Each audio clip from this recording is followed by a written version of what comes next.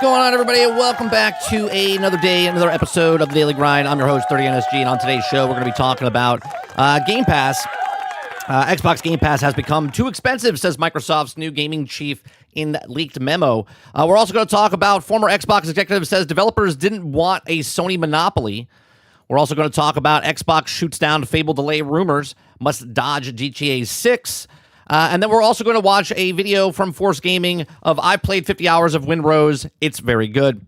If you guys like what we do this Monday through Thursday from 10 o'clock in the morning till noon Eastern. If you like it, hit that like button, hit that subscribe button. If you'd like to go above and beyond that, become a member as little as $5. If you're here during the live show, we do all the content live, obviously. And then if you miss any part of it, you can watch this past broadcast, or I will break out the each story as its own videos, upload those later. So what's going on, chat? I think it's funny. I'm reading the chat, and the Crimson Desert derangement syndrome is absolutely amazing. So is marathon derangement syndrome. Okay, where it doesn't matter what you bring up. No one was even talking about Crimson Desert. It's like, I said in chat, it's like, how's the weather? Oh, the weather's fine. Unlike Crimson Desert's weather, it's so glitchy. It's like, what? Where did Crimson Desert hurt you? Right? It's like so many people are upset about Marathon. It's like March had the two most divisive games ever to be released in gaming. Marathon and Crimson Desert. It's like, if you like Marathon, you're a fucking loser. If you like Crimson Desert, you're a fucking loser. Right? It's like, I don't understand. If you're not playing the game, why do you talk about it so much? If you're not talking about the financials, if you're not talking about the player-based numbers, if you're not talking about the actual game itself, why do you guys care? It's amazing to me, right? Amazing to me. What's going on, chat? What's going on, Jason? What's going on, Sarge? Cisco? Victor, what's going on? All Turn, Brain Eclipse, Kylo, Travis, good morning. Why isn't this scrolling? I can't scroll. My chat's not scrolling. Interesting. I can't wait for the rumored state of play. It should be announced too, I guess. I'm going to Coleman. Thank you very much for the $5 super chat. Says I can't wait for the rumored state of play. It should be announced to I guess. I think they're on Thursday. There's two things going on, right? I think the state of play is happening for Sony on Thursday, and then Metro, the new Metro is being announced on Thursday. I don't know if it's a Xbox event or if it's just a Metro event, but they're like jam packing everything on Thursday. Jam packing things on Thursday. Thank you very much for the $5 super chat. All right, let's get to the first story. Okay, let's get to the first story. I gotta close this chat for a second because I cannot scroll. It won't let me scroll. So give me 1 second. It's like bugged. Okay. Activate. No? Cool. All right, let's do the pop out here.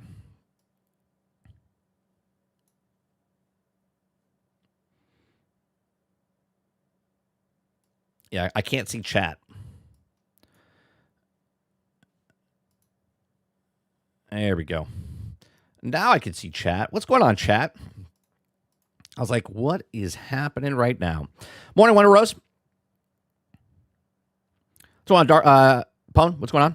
Spider-Man actors and mocap for Spider-Man 3. Yeah, I saw that. We're not really going to talk about that today, maybe, because there's so much news that happens. We pick and choose a couple. So no news happens tomorrow, then we'll talk more about that, because there's a couple things. There was a Spider-Man mocap, and there was also something else about Sony. So I figured, since we're talking about the Game Pass stuff, I try to take all the Xbox stuff and throw it into one stream here. All right. Let's talk about Xbox Game Pass, right? Obviously, before Phil Spencer left in February and retired, Asha Sharma came in, which you could also pick up this shirt in our store for Asha Sharma. Well, it's not really for her, but she said the plan's the plan until it's not the plan. So we have a shirt called The Plan's the Plan. So you can go pick that up down in the apparel section down below. If you guys like what I do, we do this Monday through Thursday from 10 o'clock in the morning till noon Eastern. We just cover news stories, have conversations, give you my thoughts and opinions, and we get your thoughts and opinions as well. Xbox Game Pass has become too expensive, says Microsoft's new gaming chief, and leaked memo. Microsoft is getting ready to address the Game Pass pricing concerns. I love how they made the concern. They made the problem, right? They made the problem, and now they're like, oh, it's too expensive. I don't know if you guys know this. Yeah, we knew this. We thought it was stupid when you did it. So by Tom Warren, Microsoft's new Xbox chief, Asha Sharma, has signaled that Xbox Game Pass pricing is about to change. In an internal memo Xbox employees obtained The Verge, Sharma admits that the Game Pass has become too expensive for players, that Microsoft needs to better value equation. Well, I don't know if they know this, but literally, like, they raised the price. They fired Phil. I'm sorry, Phil retired. They fired retired Phil, and then brought Asha in. She's like, I don't know if you guys know this, but the prices are too expensive for Game Pass. Somebody better have said no shit when they did that. They should have said it. No shit. I don't know what's happening to chat here. I can't see chat. I can't reset it. It says Game Pass central to gaming value on Xbox is also clear that the current model isn't the final one. Of course not. The plan's the plan until it's not the plan, says Sharma. Short-term, Game Pass has become too expensive for players, so we need a better value long-term. And we also evolve Game Pass into more flexible systems, which will take time to test and learn around. You know, chat, that they're going to be taking this and putting an ad, because there's been talks about the ad, like, value, where it's going to be like either a lower tier, but with ads in there. So you'll pay less, but you'll have to watch ads. This has been talked about when Phil was still at the company, right? Microsoft hiked the price up to Xbox Game Pass Ultimate for $29.99 per month last year at a massive 50% hike. The company tried to justify the price hike with a variety of upgrades across all the Xbox Game Pass tiers, but the cost increase has clearly taken its toll on Game Pass. Imagine that they would raise the price, and they're like, I don't know why people are leaving. You doubled the price.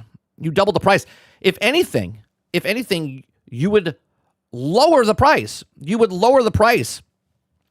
Instead of raising the price. You would have been like, hey, you know what? $20.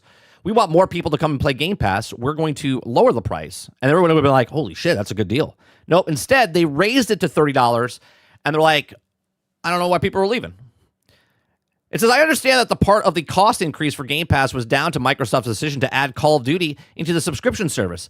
He says, I reported nearly 2 years ago that Microsoft had been debating whether or not to put the new release on Call of Duty into Game Pass, with concerns from some of the company at the time that the revenue generated from typical Call of Duty sales would be undermined by the Game Pass. Microsoft, I like how we call it the Game Pass, went on to add the Call of Duty to Game Pass in the summer of 2024. Over the weekend, Windows Central Jez Corden hinted that Microsoft might be about to take Call of Duty out of Game Pass. If they take Call of Duty out of Game Pass this year, which is possibly, from what I've heard, I think it will be kind of a reveal that some of the cracks of the strategy, possibly, said Corden on Xbox 2+1 podcast. Sharma references the online chatter about rumors of Microsoft changing Game Pass pricing and says that she'll go deeper with Xbox employees next week, and it wouldn't expect any immediate price changes. Of course not, in the coming days, but it certainly seems like that Sharma is aware of the Game Pass price issues, getting ready to address them in the coming weeks. I always think it's just, like, so tone deaf, right? So you're telling me Call of Duty, putting one game, right? Think about this for a second, right? There's hundreds and hundreds of games on Game Pass. They're like $20, right? Day one titles, their own titles. Day one titles, all these other games, $20 on Game Pass. And they went, you know what? We're going to put one game, Call of Duty, on Game Pass. And that one game costs an additional $10 a month. Like, what? What are you talking about? This is like one of those articles written by IGN where they, like, play the whole entire game. Or, I'm sorry, they play half a game and they give it a 7. And then they're like, oh, I didn't know there was more of the game. And they went back and played the rest of the game. And they're like, it's a 7.2. It's like, nothing else in that game did anything for you? No. That's what this is, right? They're like, Call of Duty, just that game alone is worth $10 on Game Pass. 400 games, $20. One extra game, so you have 401 games, $30. And they're like, I don't understand why people are leaving. Well, first of all, Call of Duty is its own train wreck in itself. Okay, they've completely destroyed, right? They completely destroyed the Call of Duty brand. And that's before Microsoft bought it. Activision was already destroying it. Okay, it's literally Fortnite for the adult class.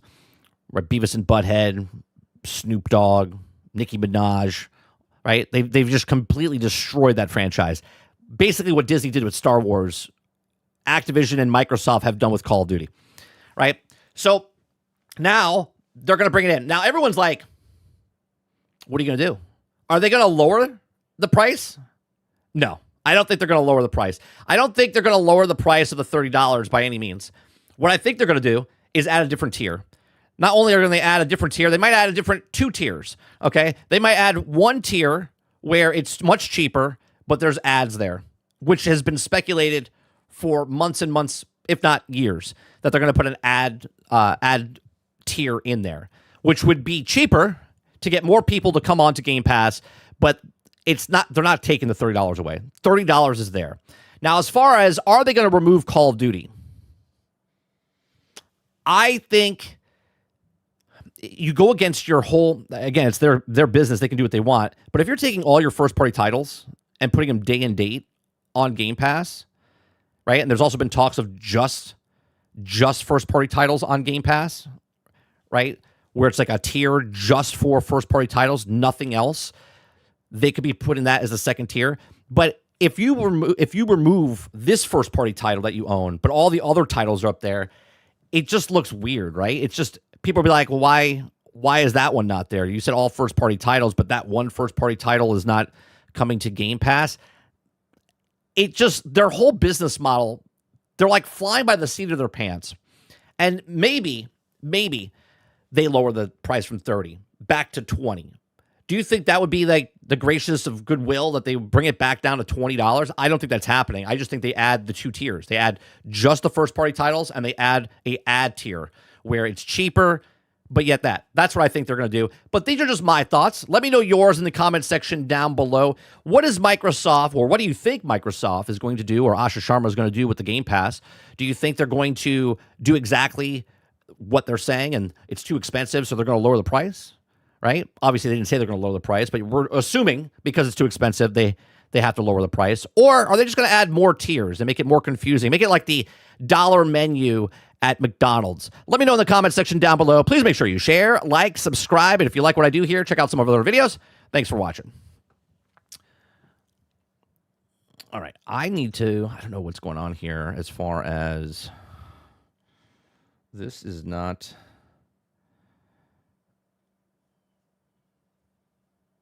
Can I not fix that? I don't know what's going on. Give me 1 second, chat. I'm trying to fix my chat because I can't. I got to stop it for a second. Already added. Cancel.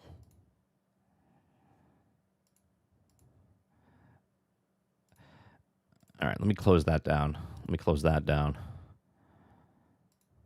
Because chat hasn't moved, and I know you guys are talking. I can see it on the other page. There it goes. Okay.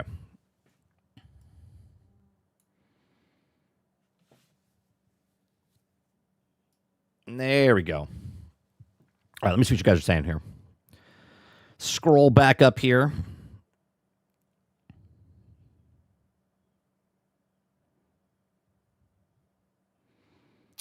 Let's see. The iconic corporate strategy. Someone new comes in that no one likes, so they give away free stuff like Pizza Party, lower the price, and now you're on everyone's good side. That's true. They could be doing that. Yeah, they could be doing that. I can't bring it up on screen because I have to wait for the thing to catch up here. Did anyone else see Pragmatica reviews? I have not.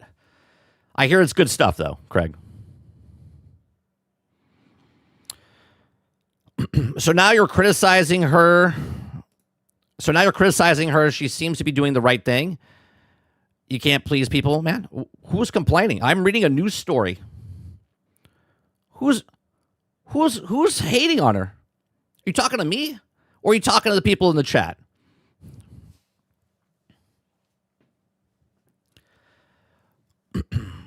Travis says, well, for starters, the person selling shawarma on the street is more experienced with her, or than her. Let's see here. Clip says, why do you dislike Travis? She has done nothing wrong. She's just breathing air right now. Let's see. Sarge says, more tiers means ads, 100%. Yeah, that's what I think they're going to be doing. Jason says, also the story and lore also world, but also like the FromSoft general tells the story unconventional ways. Oh, you're talking about Elden Ring, the way they do it? Yeah.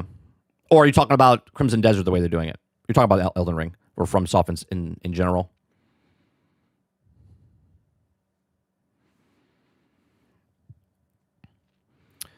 Let's see here. There we go. What's going on, Mo?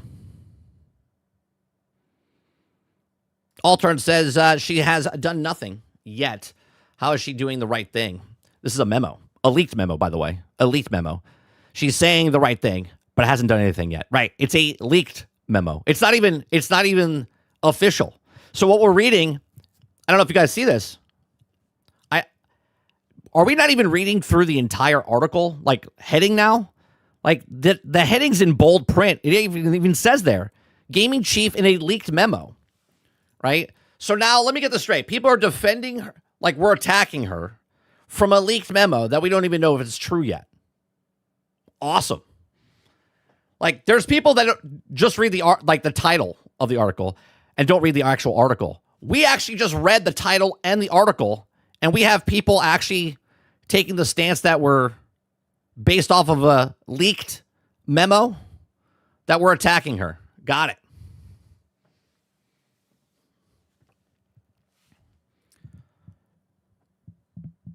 Hero says, hot take, Crimson Desert gives me Final Fantasy 15 vibes. Hero comes in, takes a grenade and throws it into the chat and is like, I mentioned Crimson Desert. Let's see people burn.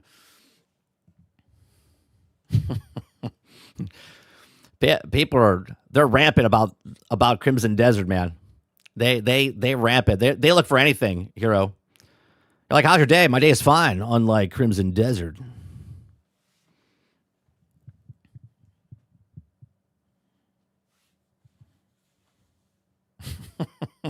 Yeah. They literally wake up and like, all right, who's talking about Crimson Desert? Let's get into those chats.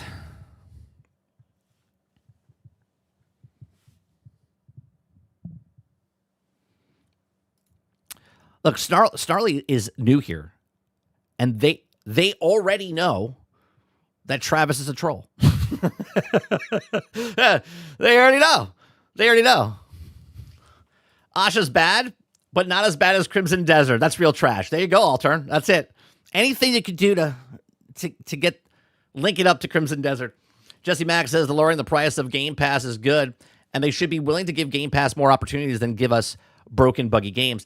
My thing is, I don't think they were going to, again, just my opinion, just my speculation. I don't think the $30 price tag is going anywhere, right? Not going anywhere. I think the way they do it is from the rumors that we've heard, okay? I think one tier is the just first-party titles, okay? Just first-party titles, which is a little weird because the Ultimate gets everything. But if they have just the first-party titles and they have that as a lower tier, that could be big for them, right? And then two, it would have to be an ad-free one, right? Or not ad, lower cost for ads. So let's say it's $7. What's the lowest one right now? 10? So let's say they do 7, right? $7, but you get ads. I can see them doing that. There's no way they're bringing that 30 down to 20.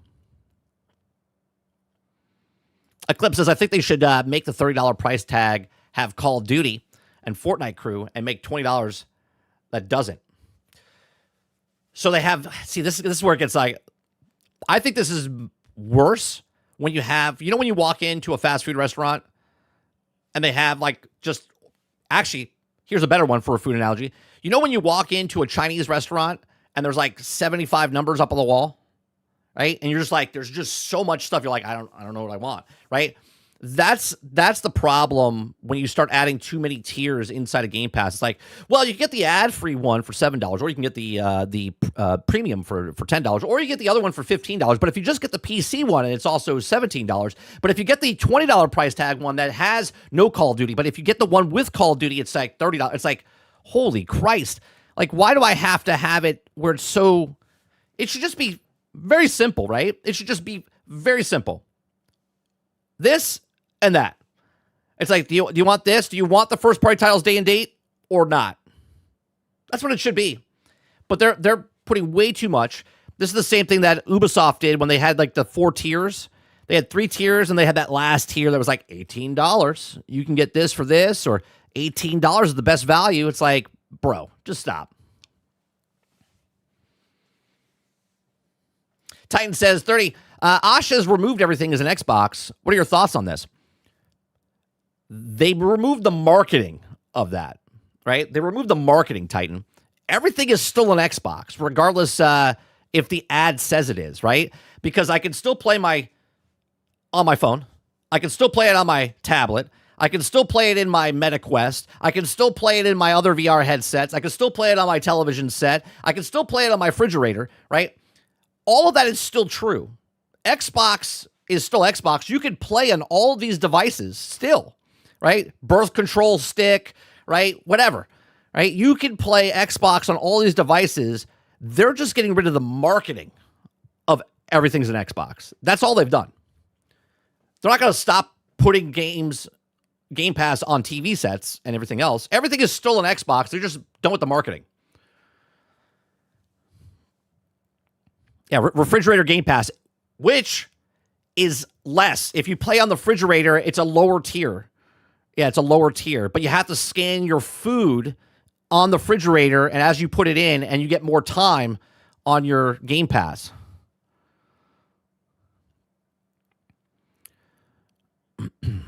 Altered says, Asha is bad because her resume is nothing about games or game-related. She got the ranks up. Now you got nothing about the position she's at yet. This is why we don't trust her.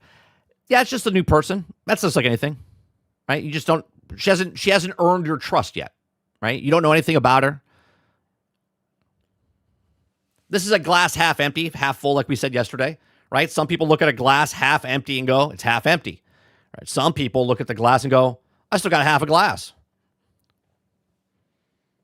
She hasn't earned. Right now, the glass to me is empty because I don't know her, right? You're like, who are you? Should I trust you? What have you done? Look at it this way. Asha Sharma is, if you guys watch sports, we're doing a sports analogy today.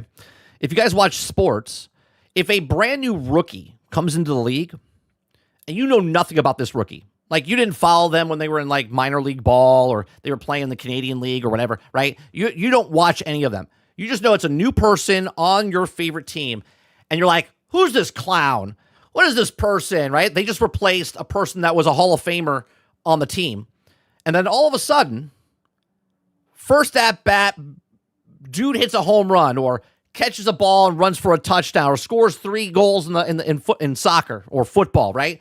And you're like, this guy's the greatest. That's what Asha Sharma is right now. Asha Sharma is that rookie person that you know nothing about. She hasn't done anything yet. And you're like, I don't know who this person is. As soon as she comes out and does something in some sort of value, people are like, bro, she's so much better, or she's so much worse. That's the way it works.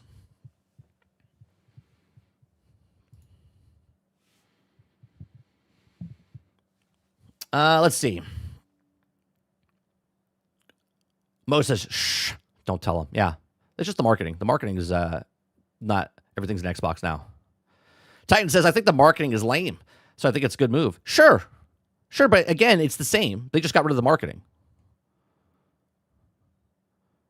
You do agree, though, Titan, right? Like, everything is the same. Everything's the same. The marketing is gone, but everything is still on Xbox. They're still putting stuff on PlayStation, right? They have it all on the different devices. Nothing has changed there. Just Enough says this is proof how effective marketing is. They changed nothing, and people think they changed everything. Exactly right. They've done absolutely nothing. They're just like, yeah, we just got stop the marketing.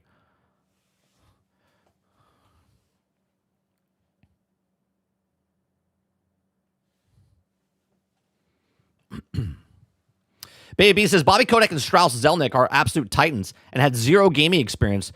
They don't play games. Yeah, they're businessmen. They're businessmen. Right? They've owned businesses and ran businesses.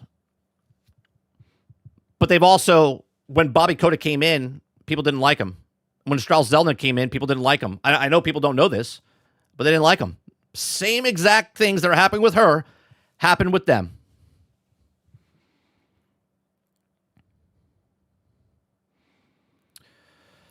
Travis says, if everything's an Xbox, doesn't this mean nothing is an Xbox syndrome?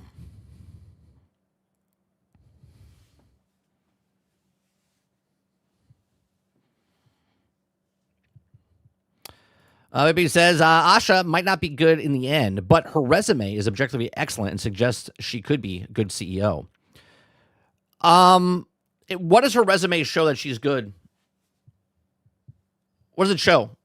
When I see her resume, she hasn't held a position longer than 2 years in that position. She's constantly moving. No, I'm sorry.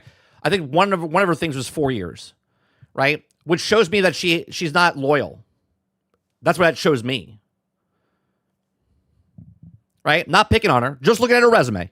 If you showed me a resume of a person that left this job, that job, this job, that job, or you showed me someone that was at one company for 12 years, guess who I'm picking? Guess who I'm picking if I'm hiring somebody? I'm picking somebody that's loyal, that has been at a company longer than 4 years. Not sure about that. She's climbing fast. Now she's a CEO. Sure. People in Hollywood fail upward all the time because it's not what you know, it's who you know. And this is exactly what I just gave you the analogy of a person that's in the baseball or football that hasn't proved anything to me. They're nothing to me until they prove something. And then everyone forgets. They're like, oh yeah, right? You know why Strauss Zelnick is popular? Because of Grand Theft Auto. That's it. Grand Theft Auto is the most highest profile game ever. Most piece of entertainment. Strauss Zelnick was on the board 2012 from when that happened. So now they're like, yeah, he's good at what he does.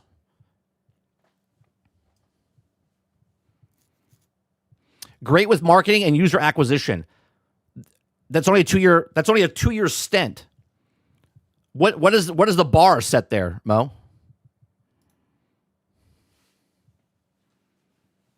Exactly, Cisco. Depends on how effective she was for the time that she was there. Right. Which, again, from an outside perspective, we don't know. I'm just looking at her resume. Her resume, she hasn't held a position longer than 2 years except for one job, which was 4.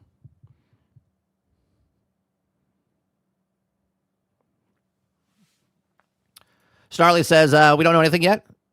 It's too early to evaluate her at all. Let's check back in a year. Sure. No one's giving, I'm not giving her hate. I'm just giving the stuff that's there. Right? If you give me a resume and the resume says that someone's moved company after company after company, I look at that and go, why haven't you stayed there long enough? I outgrew. Right? Okay.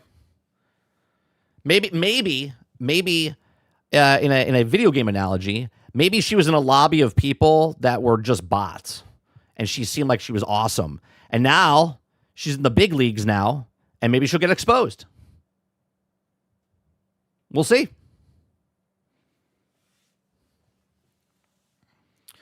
On another note, are you going to try out Hades 2 and replace? No, I'm playing Crimson Desert, and I'm playing Windrose right now.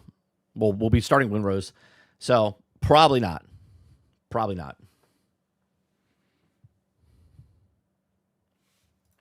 Travis says you can only judge future based on past. Her past says no loyalty and ladder climber. Yeah, that I know it. The way you said it sounds really bad, but it's true, right? I look at her resume and go, she doesn't seem like she's very loyal. Like she'll leave. Like for instance, she's a CEO And I guarantee you, if someone offered her a lot of money, she would leave the company she's at to go to that company, which obviously maybe each one of us would do the same, all depending on what the money is and what the job is. Move up a lot, move up fast, and then, so it's a nice resume builder. Bone says, are we also forgetting all the AI work she's done? Do you guys want more AI in your games? Gen Pop is definitely a bot lobby. How is ladder climbing a bad thing? Ladder climbing is a bad thing when, again, you don't show loyalty into the companies that you're at. Again, if you're an investor, right? Just start. If you're an investor for a company, right? You're investing in that company and you want the best for that company. But when you hire somebody, and again, I'm not saying her specifically, but if you look at someone and go, well, why are we hiring this person? If we hire her, is she loyal? Is she going to be here? Is she going to be best for me? Again, back to my sports analogy. If she comes in and makes a shit ton of money for the investors, then they're like, fantastic, right? If she comes in and does absolutely nothing, like a wet towel hits the ground, then you're like, why the fuck do we hire her? Right? Her resume as of right now, you can defend her and I can shit talk her. Both of us are in the same category. She's proven nothing. For the position that she's in now, she's proven nothing. So defending her or shit talking her, it doesn't really matter. We both have opinions and nothing's proven yet. Jesse Mack says Asha's working at Home Depot at one point and also working at Microsoft with AI, and she also become the CEO because Microsoft hired. She works the same company as Xbox, already owned by. Of course you do, Dustin. Dustin says, I want more AI in games.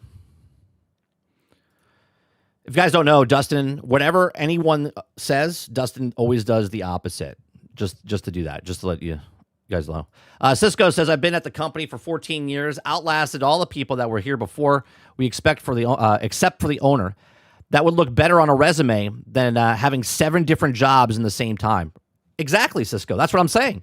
If I had to hire you or her for the position, me personally, I would go with you. Obviously, it all depends on what your background is. But if someone's like, yeah, I was a CEO of a company, a startup company for 2 years, and you're like, okay. This person's like, yeah, I'm second in charge of a company. I've been here for 14 years. Okay, this is why when you looked at her, when I said this when they hired her, there's nobody else at Microsoft. Nobody else at Microsoft that's been with the company longer than her, that's got the credentials better than her, that knows more about the business of Microsoft than her. She was the best candidate. Okay. There's 35,000 people or something like that work in Microsoft. It's a little weird, don't you think?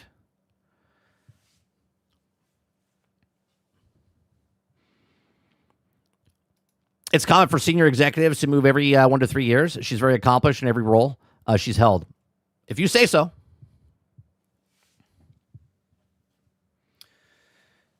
You don't think they looked at her resume and interviewed her and considered her a vision for the brand? Come on. Again, you guys can defend her all you want. Your thoughts are the same as mine. Nothing is proven. Your opinion is that. My opinion is this. Until one proves the fact. I'll tell you what. If she's here longer than 2 years, I'll be like, hey, there you go. We'll see. We'll see.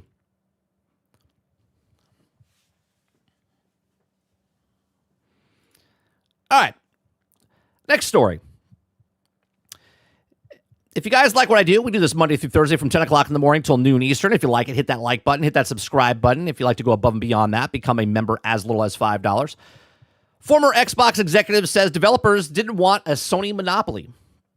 Okay, Ed Fries led the team at Microsoft at launch at the first Xbox in 2001. Now, a quarter century later, he's opening up about the early days of Xbox. Specifically, he discussed on how some companies sought to prevent monopolies in the 2000s, but had to be cautious about the level of support they gave the new challenger. Xbox is a staple of the gaming industry today, but in 2001, it was anything but. With Sega having recently exited the console race and less than a decade separating the launch of the Xbox from the failure of the platforms like 3DO and Phil's CDI, or Philips CDI, it wasn't clear that the computer giant Microsoft would succeed in the video game space.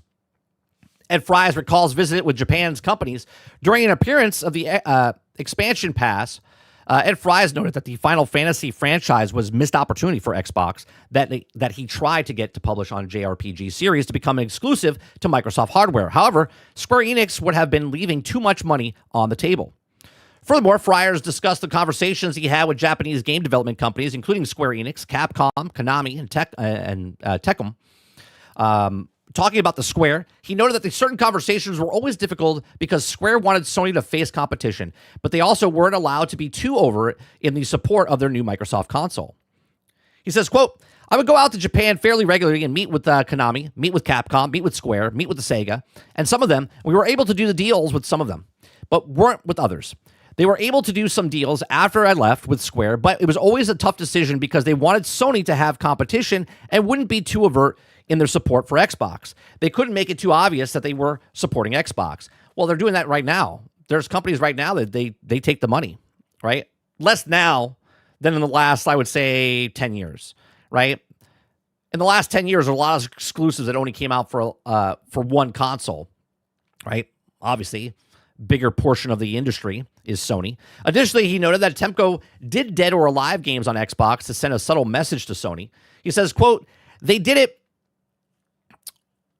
I hope some Marvel game shows at this state of play, maybe Rise of Hydra, but I'd kick Wolverine is probably gonna get its own state of play.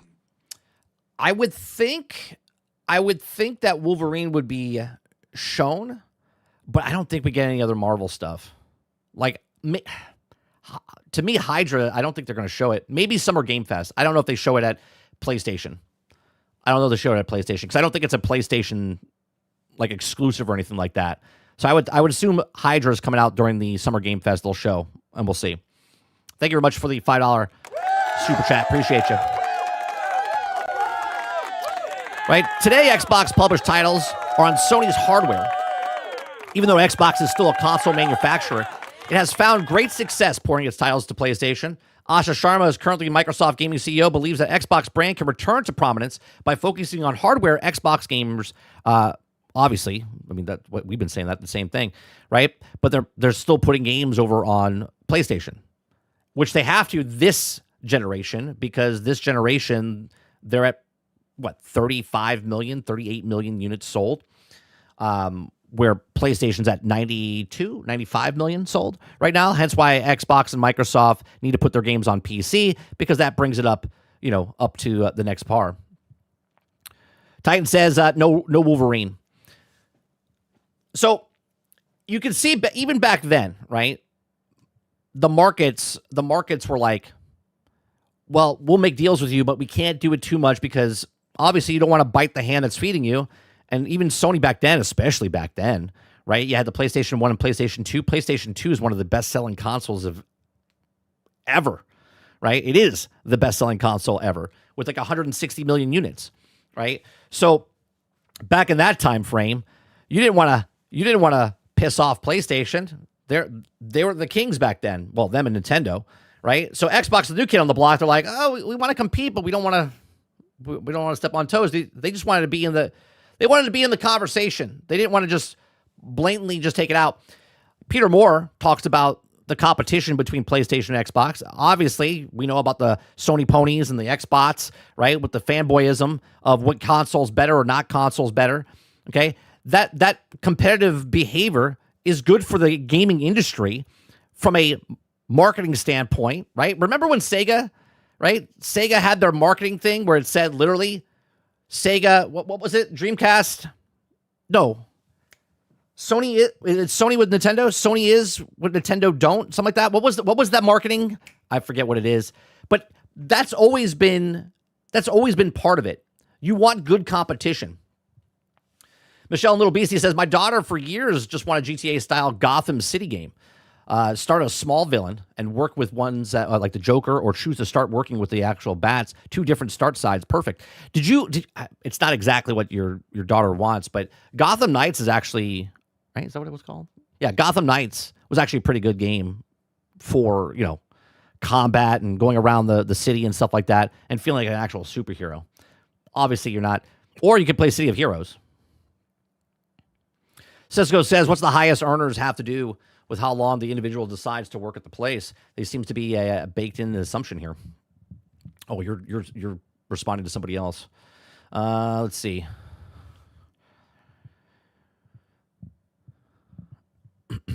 Scott Wilson says, why are people so pressed about the brand new CEO? Shouldn't we just celebrate the fact that Phil Spencer is gone? I mean, I personally don't care who's running the company or not. You know, we talk about it on a podcast just because it's news and stuff. That has no bearing on me personally, like who's in charge. I'm just talking about it as, you know, Phil Spencer was there for 12 years. He got handed a dud from Xbox One. Xbox One was a dud based on of what they wanted to do was a set-top box, right? And connect. They wanted that in your house at all times.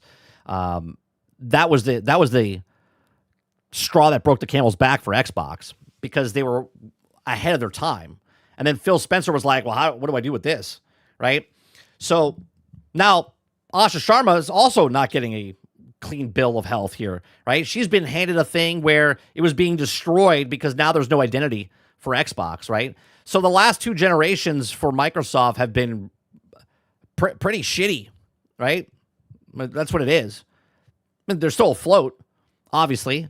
They're one of the, if not the biggest business, Microsoft, in the world. Xbox is not. But yeah, the past two CEOs were handed a dud and then a dud.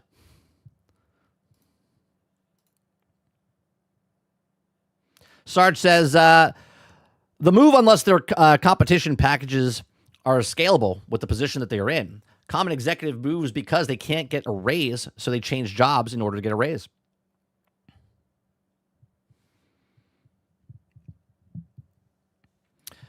Victor says, I don't know about you guys, but I work to make money and optimize for my family, not loyalty to a company. That's another thing that's changed. There is no loyalty anymore to companies. Hence why when you're hiring somebody, you want that loyalty, even though that loyalty is not there anymore, Victor, right? Remember the stories? I don't know how old you are or if whatever, right? You would hear that your dad, your mom, your grandfather, right? They worked for the same company 20, 25 years, 30 years, right? But then, right, then people are like, yeah, I worked for the company for 30 years and all I got was this lousy t-shirt or all I got with this, right? And there is no loyalty anymore. But the companies are still looking for someone that's loyal, right? They are. They're looking for people that are loyal to the company, right? Just like the companies are looking for loyal fan base. They don't care who you are. They just want you to be loyal to them, right? They want loyalty, but they don't want to give loyalty. What's going on, Roadkill? It says, you're just worried it's true that PlayStation rules, Xbox rules. Roadkill, I'm not worried about ponies. I'm also worried that they make up stuff. We should be rooting for Asha to be great. Not sure what else matters. If she does a great job, we win as gamers. Sure. Again, she hasn't proven anything, though. I don't know if you just came in. I gave an analogy about sports athletes. A rookie comes into the league. You know nothing about that person, right? And your first reaction is, who is this bum, right? Because they just replaced the guy that's been in the league for 25 years, was with your team, loyal, second baseman, third baseman, Hall of Famer, and you got a brand new person coming in. He has to prove himself. And when he does, then you're like, what a great player. Until that day happens, you just like, that's a bum. Why did we grab this guy? Why did we draft this person? Of course you want that person to do good, but then when he strikes out and drops a ball, makes an error, all that stuff, you're like, man, not the same team anymore. Same thing. Same exact thing. Michelle says it's true. I'm getting remakes of the old, is that Republic games? Xbox's also charge situation reminds me of when the Star Wars, they had King and the Sarah Palpatine got Queen Amidala, who was controllable. Oh, you're saying, Michelle, that the Xbox in charge, like Satya Nadella, is able to control the new CEO, is what you're saying. Is that what I'm getting at? Is that what you're saying?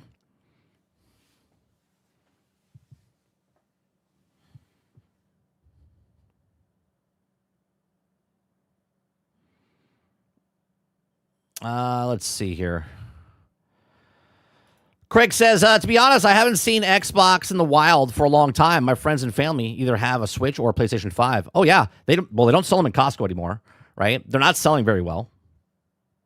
You know, actually, there was an uptick recently. I read an article, what was it, about a week ago, 2 weeks ago?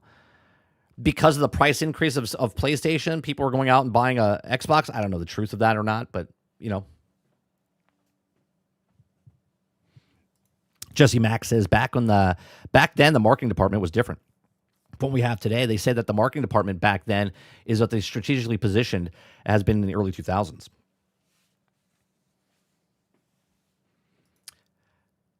Scott, I'm in the exact same position that you're in right there, right? The only reason I bought a Series X, or actually I bought an S, right? Because during COVID, you couldn't get your hands on them. Remember the scalpers and stuff, right? All the things were gone. Xboxes were gone, PlayStation 5s were gone. So what I did, right, obviously because I'm a YouTuber, and back then I was like, oh, I'll just get an S, right? Because that's the only thing I could get. So I got an S. And then my son, who was 5, 6 years old, I was like, you know what? Now that I have an S, I was like, oh, I'll get an X because I can't get my hand on a PlayStation 5. So I was like, oh, I'll get an X because now I have two systems and now I can play with my son. And that's what we do most of the time, right? That's exactly the reason and then when they actually were in stock, I was like, I don't need it. I don't need it. Because at that time, then they started announcing that PlayStation games were coming to PC, and if I wanted to play the games, I could just play it on PC.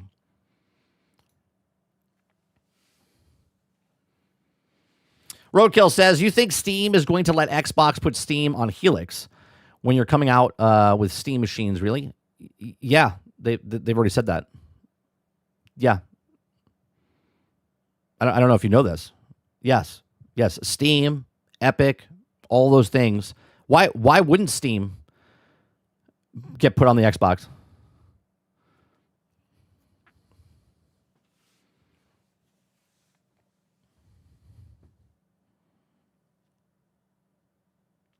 Let's see. Yes, if you remember, before Queen Amidala, her country had Wise King, who wasn't swayed or able. So she was replaced with Amidala, and it wasn't easily swayed and controlled, an easy pawn. Yeah. That's the way I kind of look at, because she is young, and Satya Nadella maybe was getting pushback from Phil, because obviously there was a lot of tension there. He probably put a time limit. Again, I'm speculating. I don't know this for a fact in any way, shape, or form. But I would assume Nadella was like, you have this many years to do what you have to do if you don't do this. But he was always kind of fighting it. And then it was just kind of a lose-lose battle. I mean, again, Nadella writes the checks to Phil and everybody else. So he's like, yeah. Eclipse says, so because I saw the GTA Red Dead Redemption earnings or whatever, a lot of people are playing the old games on the 30 frames per second old systems. Do you think people will buy the Series S to play Grand Theft Auto 6? I think a lot of people, that's a good question. I think a lot of people on the old systems, I was blown away, right? I wasn't blown away by the number of people that were playing Grand Theft Auto. I was blown away about the amount of people playing Grand Theft Auto on the old systems, the PlayStation 4 and the Xbox One. I was like, there's 1.8 million people, right? 1.8 million people playing on the PlayStation 4. And there was like 1.2 or 1.3 million people playing, or what was it, 1.1? It was like 1.1, 1.3 on the old Xbox One. And there was only 863,000 playing on PC. And I was like, that didn't really surprise me because it's a fucking 13-year-old game. People are playing different things. But I was like, you have 3 million people? 3 million people playing Grand Theft Auto on the old last-gen consoles? That says a lot. Now, are those people going to pick up a PlayStation Pro or a PlayStation 5 Slim, right? Whatever it is, right? The lowest one. Are they going to get an Xbox Series X, or are they going to get the Series S and just play it on the... I don't know. That's a lot of people. That's a lot of people. And if Grand Theft Auto is only coming out on the new systems, Rockstar is going to have a problem, because a lot of people, 57% of PlayStation users, and I think it's like 48% of Xbox users, haven't left the last gen. They're still playing games over there.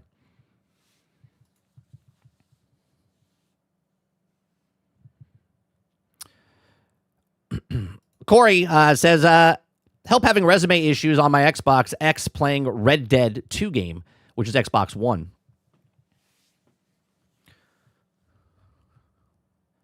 Roadkill says Steam's not going to be on the Helix, boys. Okay.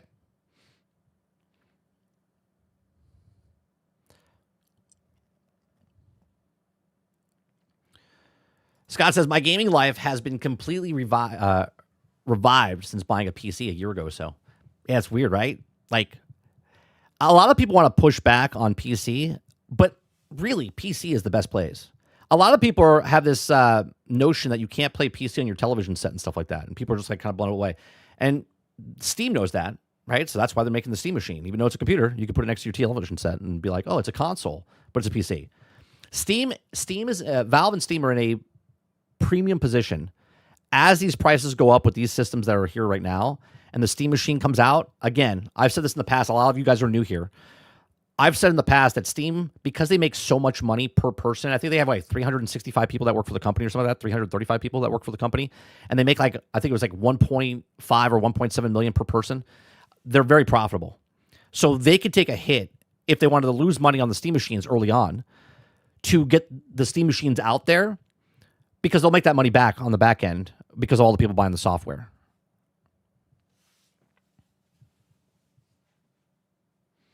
Most people are going to buy the PlayStation 5 for it.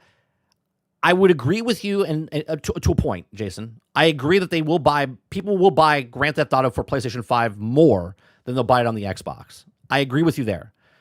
The problem now is, are the people going to buy a $900 system for the Pro, or are they going to go for the cheaper version of the discless version of the PlayStation, right? The price of the game system is too high for the people that didn't buy the system already when they were on the PlayStation 4 and the Xbox Series or Xbox One. So now the prices have all gone up. So you think those people, the 57% and the 48%, are now all of a sudden going to buy the PlayStation and the Xbox at a higher price? I don't know, man. I mean, we know PlayStation is going to get the marketing rights. They always have the marketing rights for Grand Theft Auto.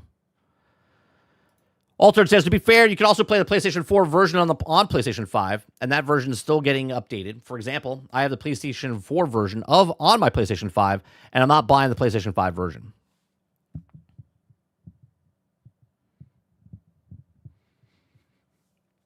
Ray says, who cares? People buying GTA 5 13 years later.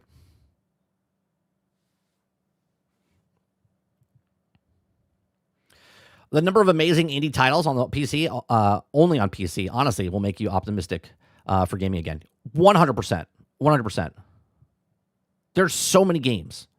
And it's funny because Xbox and PlayStation, they're like, oh, we have these exclusives. There's so many exclusives on PC, not because they bought the exclusives. It's because there's so many indie games that don't want to make it for a console that they just put it on PC. And there's so many exclusive games, and yet the people on console will be like, well, those are shit games.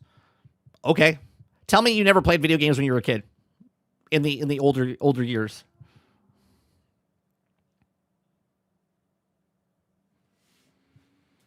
Roic says, since I got my PC, I only had touched my Series X to watch Netflix, etc. I play mine pretty much 50-50. I play a lot of like little indie games and stuff like that on my Steam.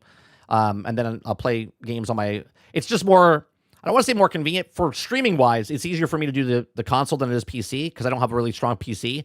So when I stream, like tonight, we're playing Windrose, right? It might struggle a little bit when I play. So I have to lower the settings and stuff. When I'm not streaming, I can put the settings high and enjoy the view. But when I stream it, I have to lower the quality. Yeah, Clip says exactly. This is what I'm saying. Most people don't want to pay $600 for a console, right? They didn't want to pay the $400 before, let alone $600 now.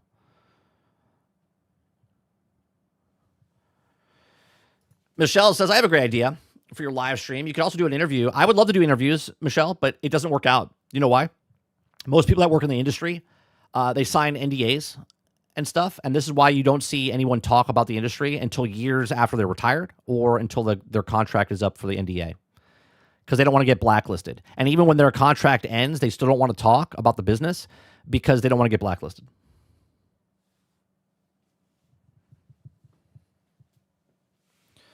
Hero says, to be honest, I have a Pro and don't see the difference. The OG and the Pro run PlayStation 5 games like shit. Jesse Mack says 30. I heard about the Marvel's Rivals Season 8. They actually added Devil Dinosaur and highly speculated to join Marvel Rivals as a new player and hero in Season 8. Oh, that's cool. Craig says Ratcoin runs at 120 frames per second.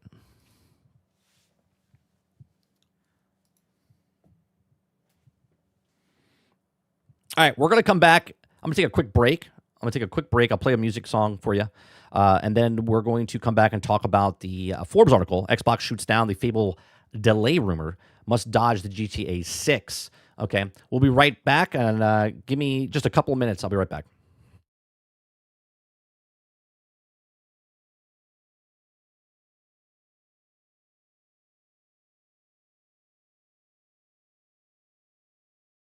Oh yeah, yeah. Stay tuned. Everybody stand up, yeah, like I stayed up. We been away, yeah. It started in the movies, Katniss with a bow. The Hunger Games planted seeds we didn't even know. Kids on Minecraft servers built a game to survive. Chest spawns in the center, only one walks out alive. Blocks turn to bullets, squares in the skies. A new way to play, a new way to rise. From mods to modes, the idea caught fire. One winner standing, that's all we require. Battle Royale, the good, the bad, the craze. You rewrote the rules, you changed the arcade. From hunger in the mines to parachutes that fall. Now every game dreams they could have it all. Battle Royale, the good, the bad, the craze. You rewrote the rules, you changed the arcade. From hunger in the mines to parachutes that fall. Now every game dreams they could have it all. PUBG made the drop, Fortnite built the stage, Apex brought the speed, Warzone brought the rage, even Tetris tried it, stacking lines to survive. Now every dev out here thinks BR keeps them alive. The thrills in the circle, the storm closing in, the heartbreak of second, the glory of win. But for every highlight a burnout waits, too many clones, can't seal a game's fate. Battle Royale, the good, the bad, the craze. You rewrote the rules, you changed the arcade. From hunger in the mines to parachutes that fall. Now every game dreams they could have it all. Battle Royale, the good, the bad, the craze. You rewrote the rules, you changed the arcade. From hunger in the mines to parachutes that fall. Now every game dreams they could have it all. Some games lost their soul, chasing that crown, built the BR mode. Watch their fans walk out. It's not just the mode, it's the magic, the fight. You can't fake the fire that first late night. From blocks to battlegrounds, from bows to battle sounds. It started as a spark, now it owns the charts. The good is the rush, the bad is the grind. But there's no denying you changed the times. Battle Royale, the good, the bad, the craze. Love you or hate you, you still lead the stage. From Hunger Games mods to a worldwide call. You didn't just... Sorry about that. Somebody was at the door. All right. Let me bring up the next story here. All right. If you guys like what I do, we do this Monday through Thursday from 10 o'clock in the morning till noon Eastern. If you like it, hit that like button, hit that subscribe button. If you'd like to go above and beyond that, become a member as little as $5. Xbox shoots down Fable delay rumors. Must dodge GTA 6. So there was a rumor. I think this is on the same day. No, a day later. So let's read this one first, right? Upcoming Fable game delayed internally, it's claimed. Okay. So it said the upcoming Fable game on the Xbox has reportedly been delayed internally. However, what does not necessarily mean that the game won't release in 2026. Now, the Fable franchise, first of all, we don't even have a date. Okay. There is no date. The date was 2026. Okay. So to say it's delayed internally, again, rumor. We don't even know when the date is. So to be delayed internally, but yet still coming out in 2026, it makes no sense. The Fable franchise was once a stable Microsoft early Xbox days 25 years later. A Fable reboot is on the way within 2026 release. However, the new claims suggest that the game may have been pushed back internally. Largely, this is because the team behind the upcoming release concerned about the Grand Theft Auto 6 due out in November. Now, I'm not going to read the rest of this because there's no reason, because now we have an updated article, well, a different article, but an update on the story, right? This comes from Paul Tassi. He says, Xbox shoots down the Fable delay rumors, must dodge GTA 6. Okay. Over the course of the past 48 hours, there have been some viral rumblings, okay, that the Xbox Fable is the biggest game of the year and potentially a couple of years, was internal delay and seemed more likely to come out in 2027 rather than the promised fall of 2026 release window. Now, we actually talked about this way before the rumors and everything happened because we didn't know when Fable, before they showed it the last time and showed you there was character creation and stuff like that, we were like, when is this game coming out? Because remember, Grand Theft Auto was supposed to come out in November last year. Then they pushed it to May of this year, and then it got pushed back from May again back to November. And we're like, okay, well, when's Fable coming out? If Fable comes out during the spring, cool. If it comes out during the summer, cool. But if it gets delayed more and more and gets pushed to the end of the year, they're going to have problems, right? They're going to have problems. It says, well, it appears that those behind the game and Microsoft itself want to erase that story. And they did so simply by having the official Fable account reply on the exciting fans, reiterating that the release window, unless I suppose social disconnected from what's going on internally, which would be reached. Okay.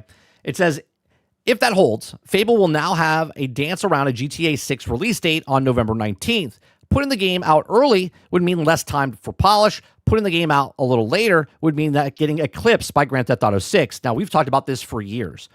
No matter what game you have, okay, let's just take this out for the equation for a second. If Fable pushes back to October, November, right, you still have Call of Duty. Regardless if you think Call of Duty is bad or not, right, that takes a big chunk. If the average person only buys 2 games a year, right, the average person only buys 2 games a year, let's say they haven't bought a game yet, okay, they're buying Call of Duty, and whatever other game they were going to buy, let's say it was Fable, is now going to get dwarfed because now they want Grand Theft Auto, right? People move their game schedule away from Grand Theft Auto, not by like a week or 2, right? They push it months away because when Grand Theft Auto 6 comes out, again, the last one came out 13 years ago, okay? And if this game does release in November, like they say they're going to release, any game within the 3 weeks before and 4 or 5 months after are going to have problems selling because the people are going to play Grand Theft Auto and they're going to play Grand Theft Auto. And if they're done with the single player story and then all of a sudden the online kicks in, so you have GTA Online, the new version, holy Christ, right? It's going to dwarf anything that comes out. So it says putting the game out early would also mean that. Okay, so putting the game out after this feels like it could wipe it off the map entirely, 100%, as no doubt most players will be going hard on that game through Christmas and beyond. The tough situation is why many, though, thought the delay may be upcoming. But no, not yet. Not in any case, okay? It says Fable, the beloved Xbox franchise, whose last major entry, Fable 3, came out all the way back in 2010, which is way before the last Grand Theft Auto. And there's also have been false starts and stops since then. All right, the comedic open-world fantasy game known for breadth of choice, like buying up every property on the map and having children with dozens of citizens, amongst other darker options. It says Fable has shown a few trailers in the gameplay previews at this point, where the gameplay at least has been pretty well received in the faithful of the series roots. However, I do wonder if Fable has a chance to be overshadowed by sprawling Crimson Desert. I want to put a pin right there, okay?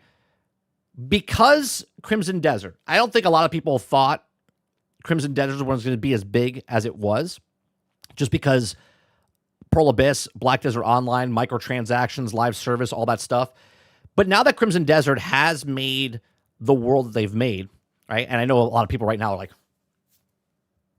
right, they hate Crimson Desert. It hurt them as a child.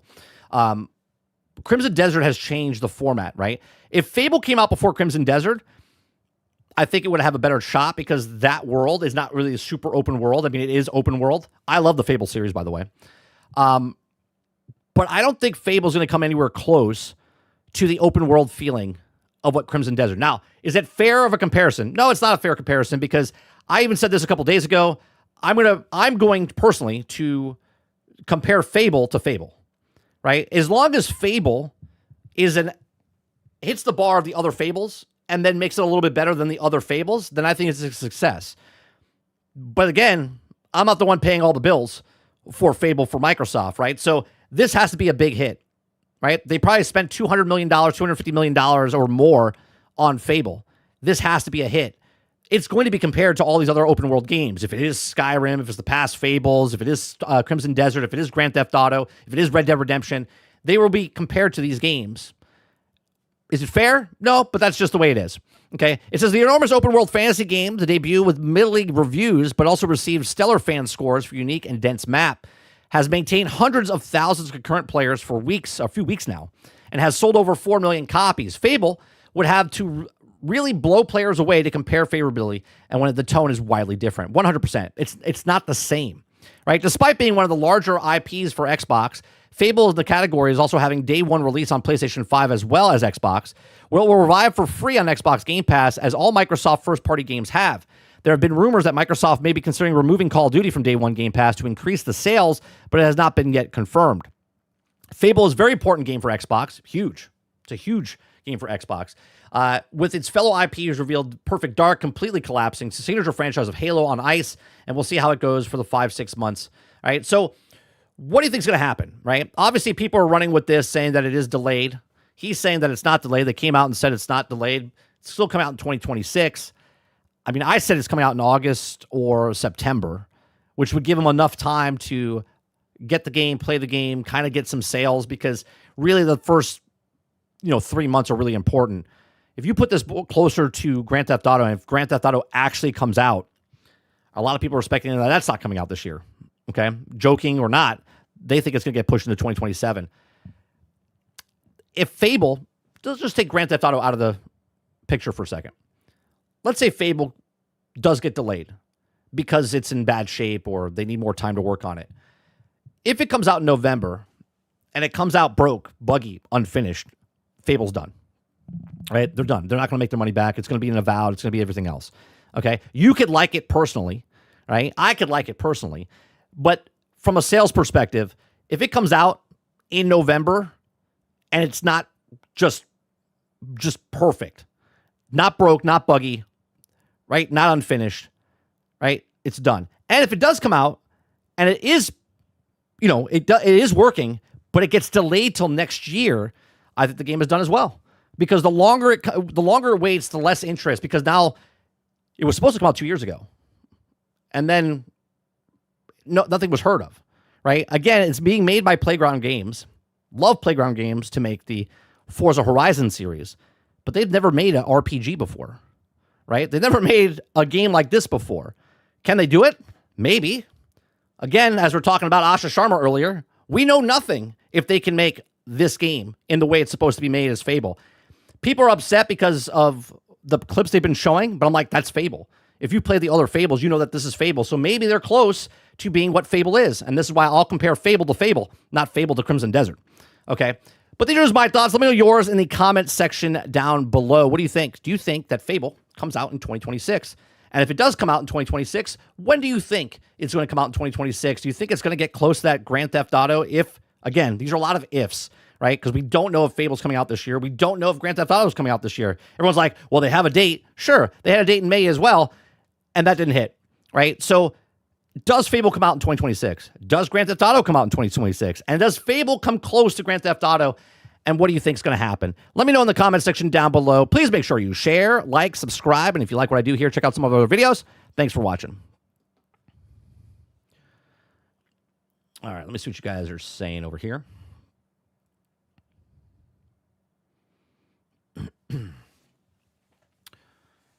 Let's see.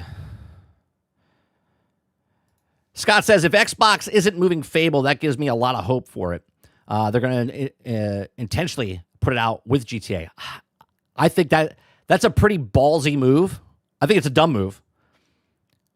Right? I think it's a dumb move if they do that. I see what you're saying. You're like, yeah, they have a lot of confidence in Fable and it's going up against Grand Theft Auto. It's going to get destroyed.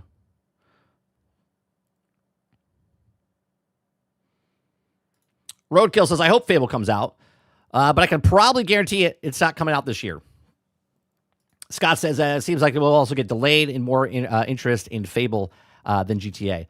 A lot of people in this channel, I know, don't like GTA, but GTA is going to sell the most copies, pre-order, day one, week one, month one, probably year one.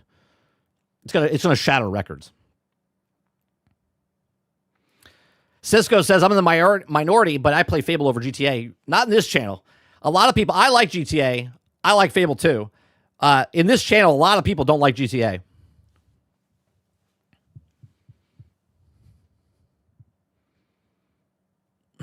Let's see here.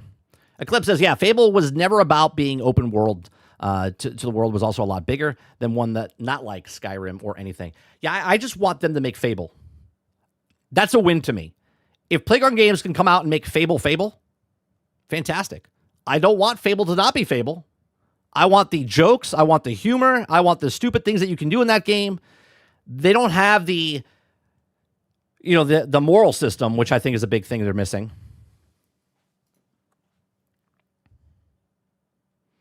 Mo says Fable might not be day one on PlayStation anymore. Scott says, yeah, Fable's about the sandbox of choice and scope and how these also choices impact the gameplay. Definitely not about the map size, massive map. No, I get that. But now in the world that we live in with people with open world games and stuff like that, they want the next iteration of Fable to be like bigger and better. And again, I don't think it has to be. I think it just has to be Fable. I don't think it has to be Skyrim Fable or Crimson Desert Fable. Cisco says, Perfect Dark didn't collapse. It was killed. Well, we found out that it wasn't even real. They didn't even work on it that long. I think it was going to be a disaster. I would rather them kill the game than make a Redfall. You know what I mean? Another Redfall.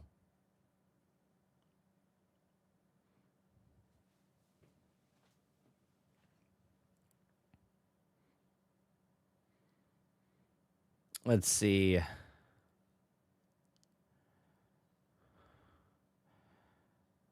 Argus says, I don't like GTA Online, nor the people that play it. Yeah, a lot of people in this channel don't like GTA. Ray says, I want to slay dragons and lay the 1,000 NPCs. Roadkill says, yeah, I can't get through the GTA 5 game. It just loses me every time I try to play through it. Roic says, Playground Games will have to work on some magic to release Forza Horizon 6 and Fable in the same year. You notice, though, they had what's it called? Obsidian make 3 games in 1 year, right? They made, what was the other company that made 2 games in 1 year? And now they're doing Playground with 2 games in 1 year. It's like, what are you guys doing? Why are you forcing these companies to do what they're doing?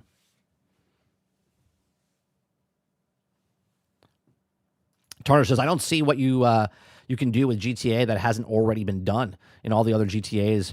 Red Dead Redemption, I can't add horse balls. Well, let Rockstar cook, Tarnish. Who knows what kind of balls are gonna right? I think Grand Theft Auto has to make this is what they make different. The map is just the biggest map you've ever seen, which is like, think of Crimson Desert size map, but now with Grand Theft Auto, right? And then the online aspect. Imagine Grand Theft Auto Online, again, separate from Grand Theft Auto, but Grand Theft Auto Online is basically every Grand Theft Auto game they've ever created as far as the worlds, New York, Liberty City, Los Santos, Vegas and stuff, and they all have it together, and you can like travel to each of the islands. That'd be pretty badass for those people that like Grand Theft Auto.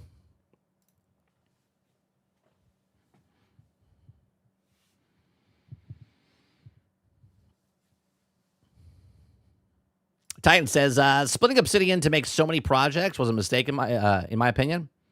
Perhaps, but they got 3 games out. Scott says, Tarnish, I think it needs to be moved towards more sandbox, less on rails than GTA 5 or Red Dead Redemption 2. Make basically every building customizable. Make the world more dynamic, more realistic, NPCs, etc. Yeah, that's the bar. Like, how do you beat yourself in Grand Theft Auto? They have to make it more grand.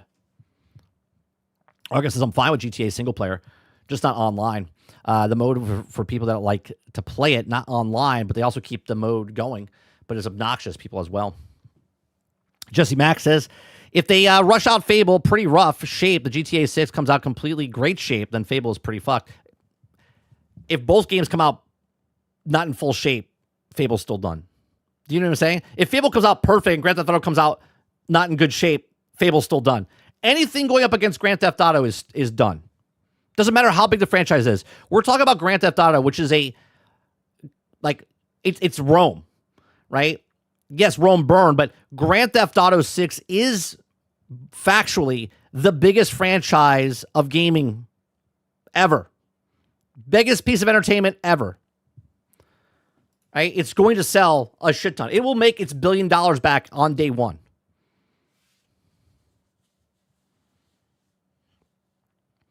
Roadkill says, how big do you think GTA 6 will be compared to Crimson Desert? Because Crimson Desert's big.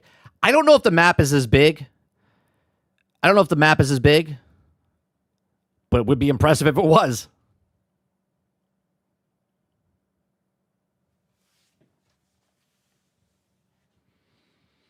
Titan says, remember the GTA 5 doesn't have enough indoor areas, right? Maybe that's the bar. Maybe now it's dense and you can go up the whole entire skyscraper. Who knows?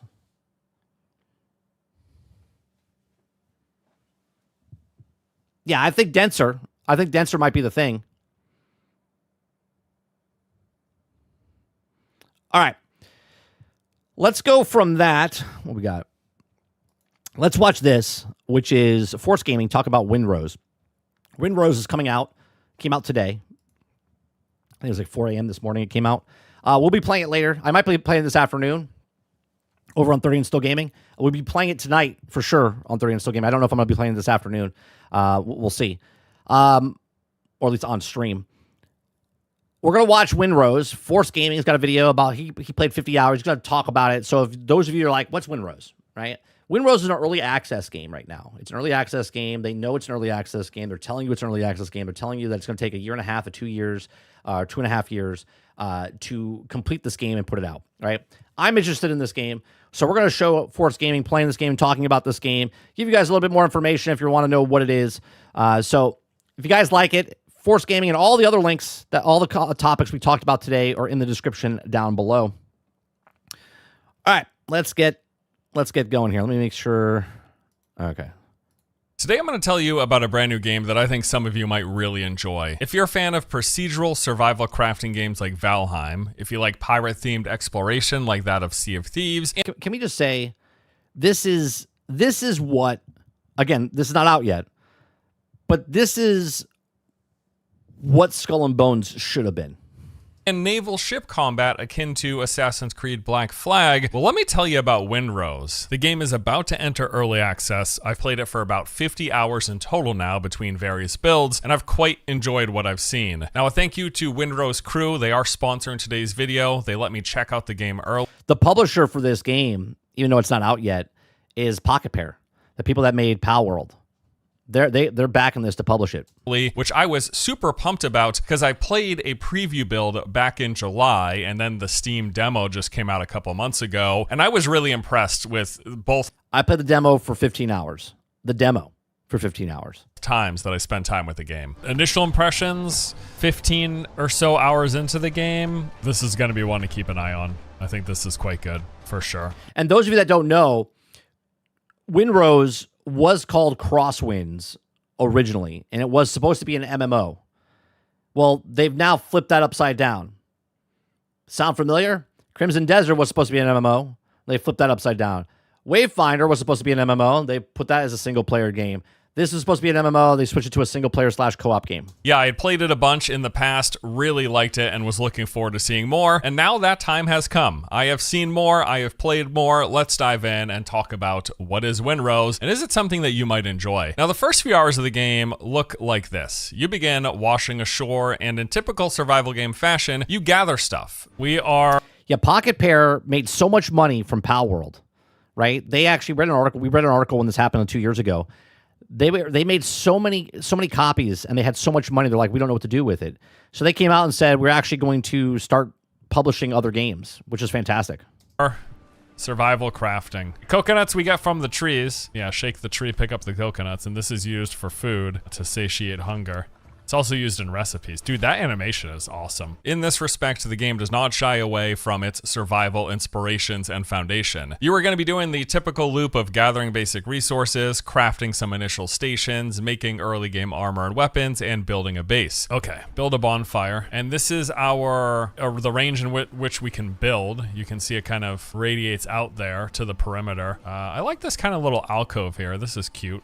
The building in this game, very good. There are certain games, even No Man's Sky, when you try to build, you're like it's not clicking, it's not doing stuff. I mean, obviously they've made that game much better. The building in this game is just supreme. It's so good. Put the bonfire right there. In the process, you will be exploring the starting island, which from what I gather should more or less look the same for every player. And I say more or less because this is a game that uses proc gen or procedural generation for its world building. So the first time you boot up the game, it's actually going to create your Just let people know, this is a Souls-like combat in this. You will die a lot. You will die a lot. There's a leveling up process. He talks about this, obviously. very own unique map seed that is distinctly different from any other player's map, kind of similar to how it works in games like Minecraft or Aka, you want to play tonight? You want to play on stream tonight? Valheim. But your tutorial island should have the same basic points of interest, just maybe located in different spots. The initial quest guides you along the path and introduce you to various systems, during which you're going to be exploring and gathering. You'll come across some pirate remains washed ashore with a whole bunch of goodies. You'll find this traveler's camp that has notes pointing to some near...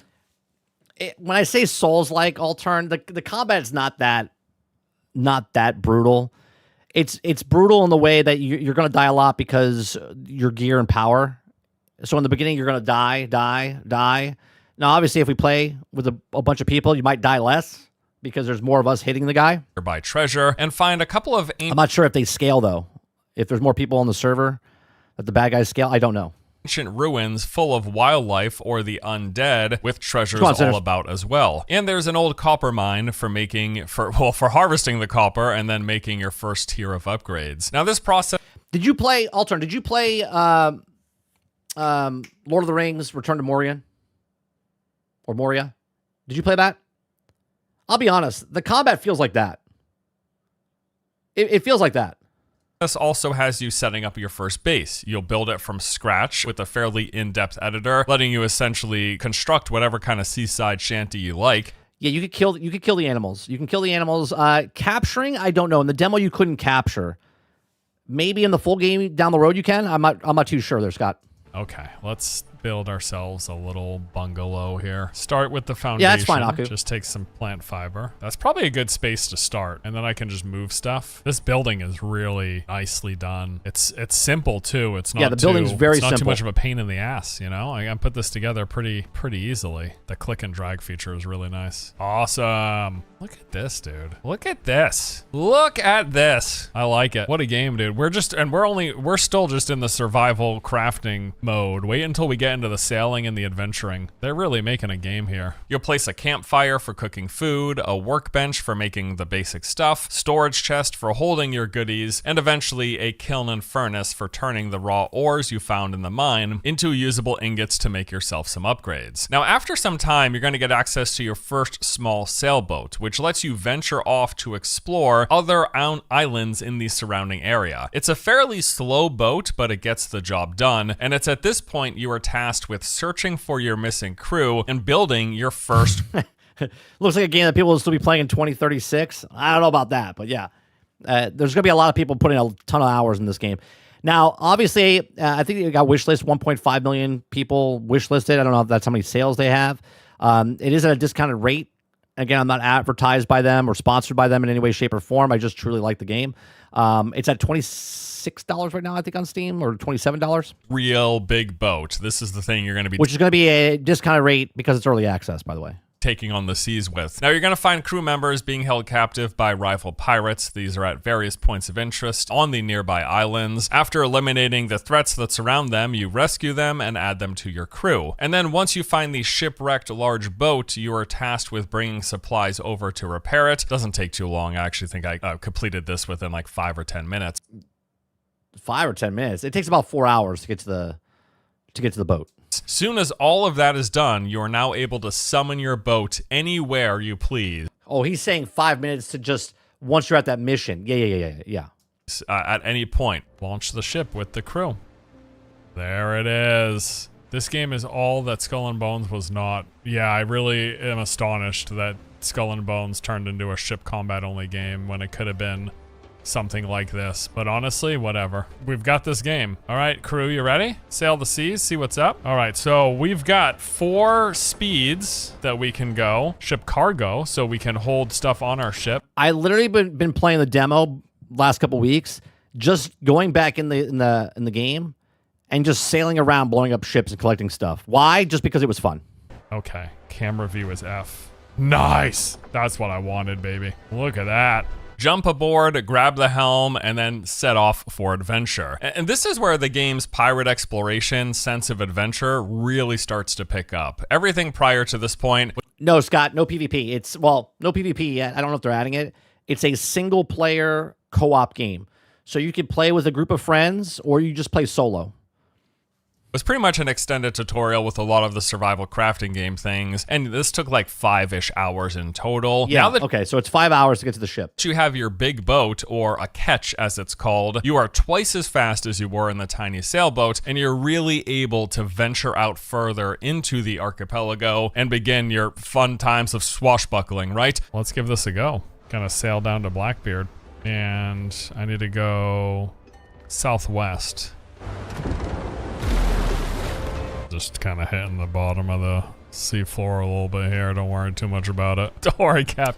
Yeah, I'm sure if you had your own server and stuff like that, Eclipse, maybe down the road, people put mods and there'll be maybe an RP server type of stuff, you know? Then we'll buff out those scratches.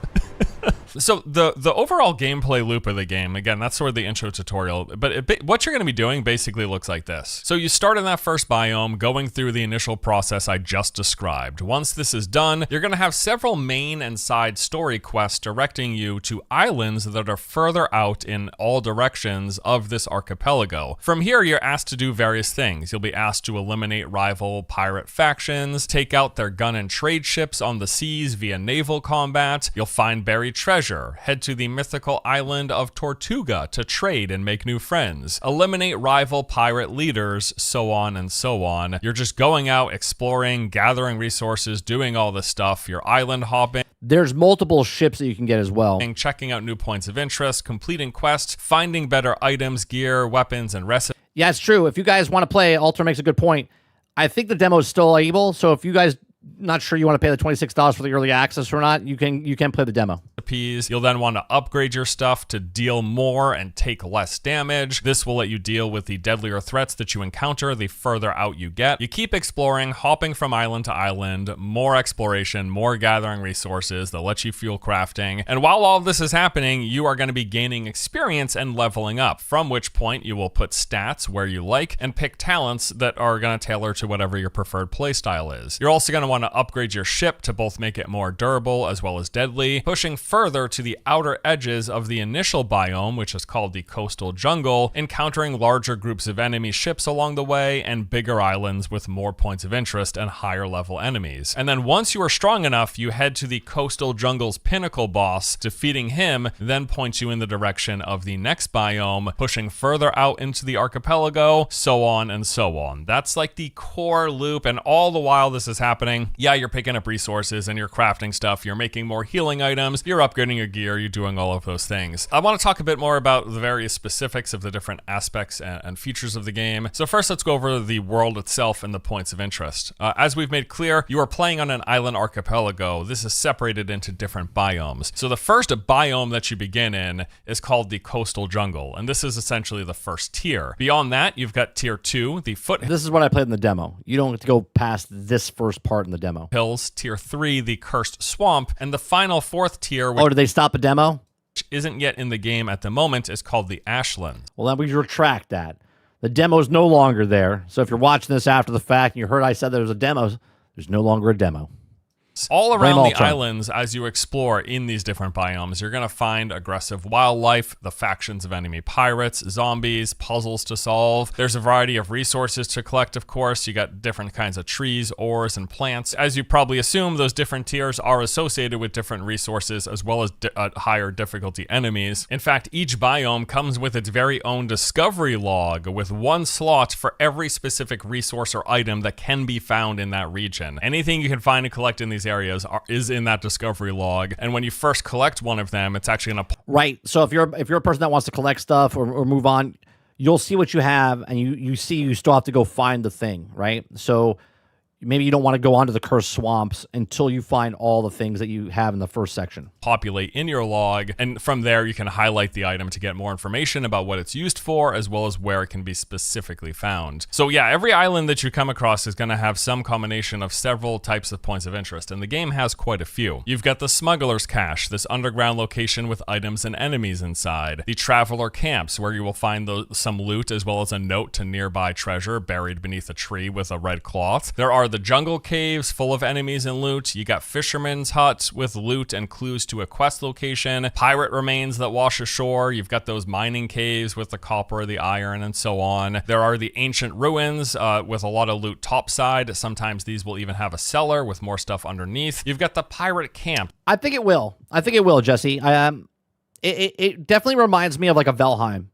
Vikings, this with pirates. It's the same type of stuff. It's a Minecraft Valheim, Skull and Bones. Not really Skull and Bones, though. Black Flag, I should say.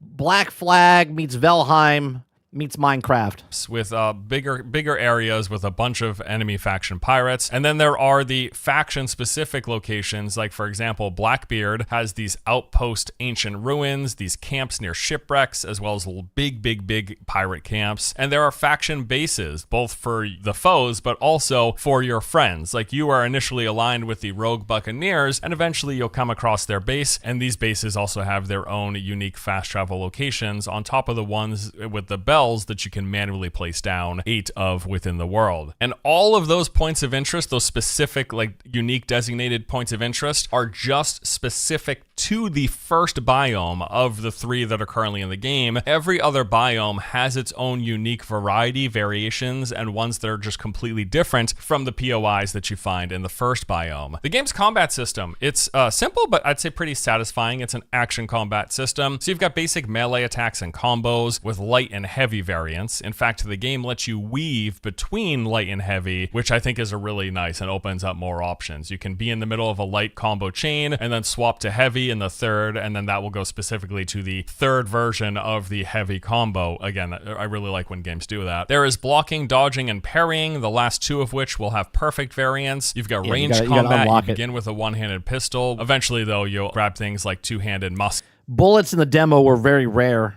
so hopefully in this game you can craft them or whatnot. And blunderbusses, which are heavier hitting different variants. All of the game's weapons, every specific weapon type has its own unique attack pattern, some combination of jabs slash. This game reminds me of New World a little bit. The way you chop trees down, which is funny because in this game, right? In this game, you chop a tree down, right? You chop the tree down, like hit it 3 times, it falls. Then when it's on the ground, you got to hit it 3 times, and it falls. In Crimson Desert, people did the exact same thing, and people are like, this is unheard of. Why do you have to hit the thing super 3 times each? It's like, have you never played a survival game before? Like, survival game, you literally, like Minecraft, you hit it like 4 times just to get 1 block, and then you have to hit it another like 4 times. Like, I was so confused by the people complaining about the knocking a tree down in Crimson Desert. I was like, have you never played any survival game? They're like, well, it's not a survival game. It's like, yeah, but like you've never chopped a tree down before in a game? Just swings overhead. Hell, fucking Skull and Bones had a mini game to chop a tree down. Side swipes, etc. There's also an entire system of different damage types. So the game's got crude damage, which is kind of like blunt, heavy damage. There's also slash damage and piercing damage. And enemies in the game will either be susceptible to or effective against each one of these types. Yeah, it's a fairly basic action combat system, but I think it feels good to engage with. Now let's talk about the sailing. It's a pirate game. It wouldn't be a pirate game without some good old sea stuff happening, right? So yeah, after not too long, once you finish that main 5-ish hour tutorial, you do get your big ship, the Ketch, and this lets you really further traverse the seas, hopping from island to island. The Ketch is twice as fast as your starting sailboat. It also has a cargo hold and spots for various upgrades. Sailing the ship is pretty self-explanatory. Super simple, a lot of fun. You have got 4 forward speeds and 1 reverse speed. There is no tacking in the game based on the wind. Now, the sails will adjust depending on the wind direction, but none of this actually affects your speed. You won't be slowed down if you go against the wind, nor will you be sped up. It's not a Sea of Thieves thing where you have to get into the wind. If if you go with the wind. I think this is something that I would love to see them add in the future, just to add some more engagement to the sailing. Its simplicity aside, it's still enjoyable to sail the seas, but what's even more enjoyable is the ship combat, which is also simple but No, Rorik, I never played it. I watched people play it, but I've never played it myself. fun. Once you've got your ship equipped with some cannons and armor, you're going to be good to start engaging in naval combat. This comes in two primary forms. First of all, there's the ship-to-ship cannon fights, where you attempt to destroy the opposing ship's hull. This is just all about trying to line up proper angles and maximize your fire time while reducing how often you're struck. And then secondly, there's a boarding system. Once the enemy boat is incapacitated, which you get a little icon notifying you of this, you can go close to it, tie the boats together, and start a conflict where both crews, as well as you, fight it out. You're actually doing a real fight. It's not just a cutscene. Fire! Right. It's not like Skull and Bones. Begin boarding. Get ready to jump. Avassi swabs. Headshot. All right, how do we board? Now, I think this would be cool if you're playing with buds. You know what I mean? You got your crew, then you got you and three others all jumping on the board, and that would be fun. E to climb. There we go. Wow, this music is intense. I suppose it would be. We are boarding an enemy vessel. Enemies killed 3 of 7. I see. Are you verbally calling out commands? Yes. It's working. Voice to text. Messaging the AI. All right. Boarding successful. You're looking at the face of the pirate who defeated Blackbeard. Alternatively, you could just blast them out of the water. I think you get less rewards if you do this, but then you don't have to do the whole boarding thing. It's up to you. And I gotta say, the ship combat feels awesome because you can shoot from the front as well as both. What is this? Pirate things in a pirate game? Yeah, imagine that. Sides of your ship. And a lot of times you're gonna be fighting multiple ships at once. So I'll line up with my front cannons, get an initial shot, and then go to the side, port side or starboard side or whatever, and then blast that one, and then flip back around and blast the other, and then one, and everything's on a short cooldown. So once, you know, I start with the front cannons, shoot from the right side cannons, go to the left side cannons, then the front side cannons are off cooldown, shoot them again, and you're going around weaving between ships, and many times one from another. You're just going straight left side, front side, right side, as long as you've got the shot line up, and you just keep cycling between them. It feels really good. I really like the ship combat. There it is. Blackbeard's catch. Fire! Reload. I upgraded my cannons in the demo where I would shoot a boat 3 times. It would be dead. I need to hook it hard. I'm going to actually lower the speed 1 to turn harder here. 2. Lower the speed 2. There we go. And now full speed ahead again. That should have hit him. Hit him, hit him, hit him. Yeah, that's what I'm talking about. Yeah. Yeah, Blackbeard. What? Initially, you're just fighting about one ship at a time, but you're going to be coming across big groups of like 3, 4, 5 ships sometimes that you're going to take on, and that's when it gets super hectic and really, really fun. There's also ship healing, so you've got slow out of combat healing that you can engage with, and then in combat healing, which is a little faster. So that's something else you have to consider. You got supplies in the water too. I think he said it, but if you sink the ship without boarding, you get less rewards. So if you injure the ship board, you get more rewards for yourself. You push further out in the game into the enemy faction pirate waters, you're going to encounter more ships, different ships. There's all sorts of ship variants. There's like transport ships, there's gun ships, there's these destroyer ships, devourer ships as they're called, which were terrifying the couple times that I've engaged with them. And I'm sure there's many more beyond what I've seen. What's interesting though is that there are also friendly factions of enemy pirates, and they have their own boats. At one point, I was being chased by 5 Blackbeard ships, and some friendly boats appeared and oh, that's cool. Started attacking and pushing them back, which was really cool. Also, while you're out on the seas, keep an eye out for these floating debris. They've got beams of light that depict the rarity of the stuff. It's just, you'll pick up woods, provisions, nails, ship healing, and sometimes some valuable things to sell to other NPCs. There's also progression systems in the game, so as you play, doing quests and clearing points of interest, you gain experience. This has you leveling up eventually, at which point you gain stat points and talent points where you spend how you please. Stat points are used to raise any of the game's 6 attributes. There are 3 damage attributes, those being strength, agility, and precision. These stats increase the damage of any corresponding weapon. So every weapon in the game fits to one of these 3 categories, and they also have their own ranking from F tier to S tier, similar to how it works in Souls games. The higher the rank, the more value that the weapon gets of increased bonus damage based on how many points you have in that particular stat. Beyond those 3 damage-related stats, there's also the stats of mastery, which is your crit chance, vitality, which is your health, and endurance, endurance, which is your stamina. And then there is the talent tree. This is divided into 4 major categories. The left side is a lot of nodes about increasing your health, your stamina, and just overall defenses. The top side increases one-handed damage, slashing damage, as well as stuff for perfect blocks and dodges. The right side is all about two-handed weapons and crude damage, and then the bottom is mostly about increasing the effectiveness of your ranged weapons and pierce damage. And every single one of these sections has some rather high impact, interesting talents at Can you reset your points without hurting yourself? the very edges of their tree. There's also the gear system. So they've got some traditional survival game stuff with RPG layers as well. Gear will come in different tiers, sets, and rarities. So you can have a green chest piece you can upgrade with these as well. different sets offering different bonuses. And then that chest piece can be further enhanced with materials increasing its power level. A couple of sets that I saw and played with included the Flibustier set. Its 2-set bonus made it so that attacks consume 20% less stamina, with the 4-set bonus increasing one-handed weapon damage by 15%. Then I also found the Privateer set. The 2-set bonus had crit chance increased by 10%, and the 4-piece bonus made it so that crit damage increased by 10% for each nearby enemy. A weapon. I know what people are going to say, though. They want a cosmetic because they probably like the bonus of those gear, the 4-piece gear, but they want to look differently. So hopefully there's some sort of cosmetic transmog system. Probably they'll put it later. Themselves come with their own unique attributes beyond the damage scaling stuff that they have. So for example, I found this rapier, the Rapier of 1,000 Cuts. Its first tier, when it was a blue item, made it so that damage applies bleeding, which stacks up to 5 times. However, if I then upgraded it from blue to purple, it got another attribute. Ascend the Rapier. All right, okay. I don't know if they're doing a multiplayer. I don't think they're doing multiplayer. Do you mean like co-op, like just 3-4 people?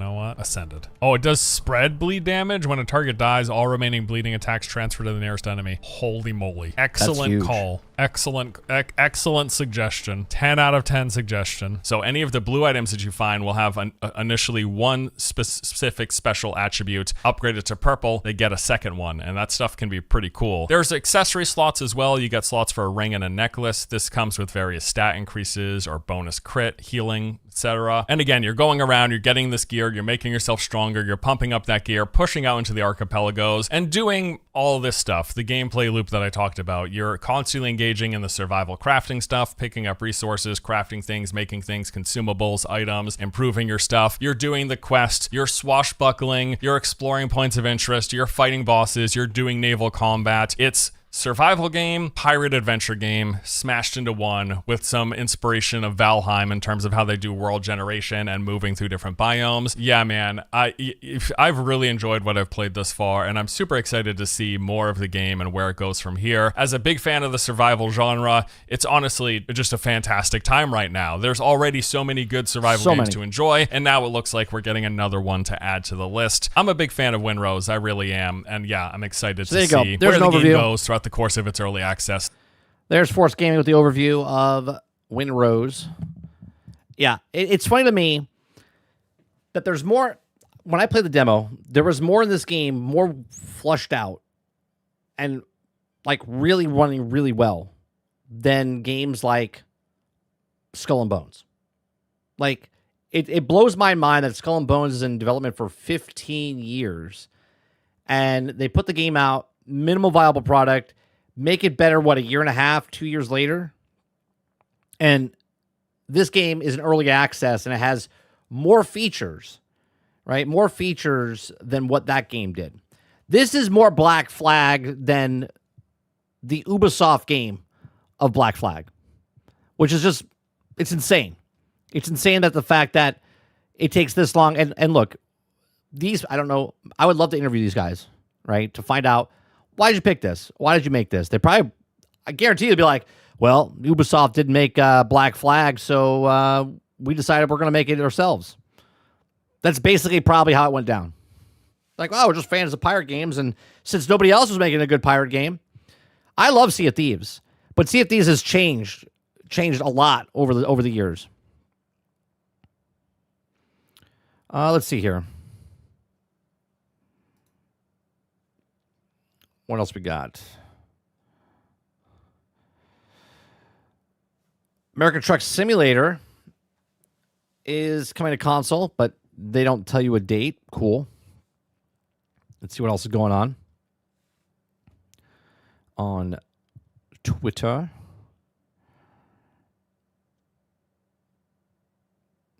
Managed to do what AAA was struggling with do. Yeah, okay, here. Is this an actual review? Review below. I'll be sharing some tips and advice in coming days. What do you mean below? Is there a link?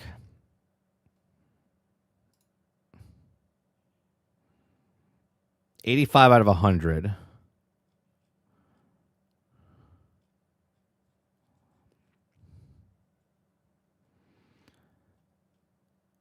All right, this person did like a little review of it.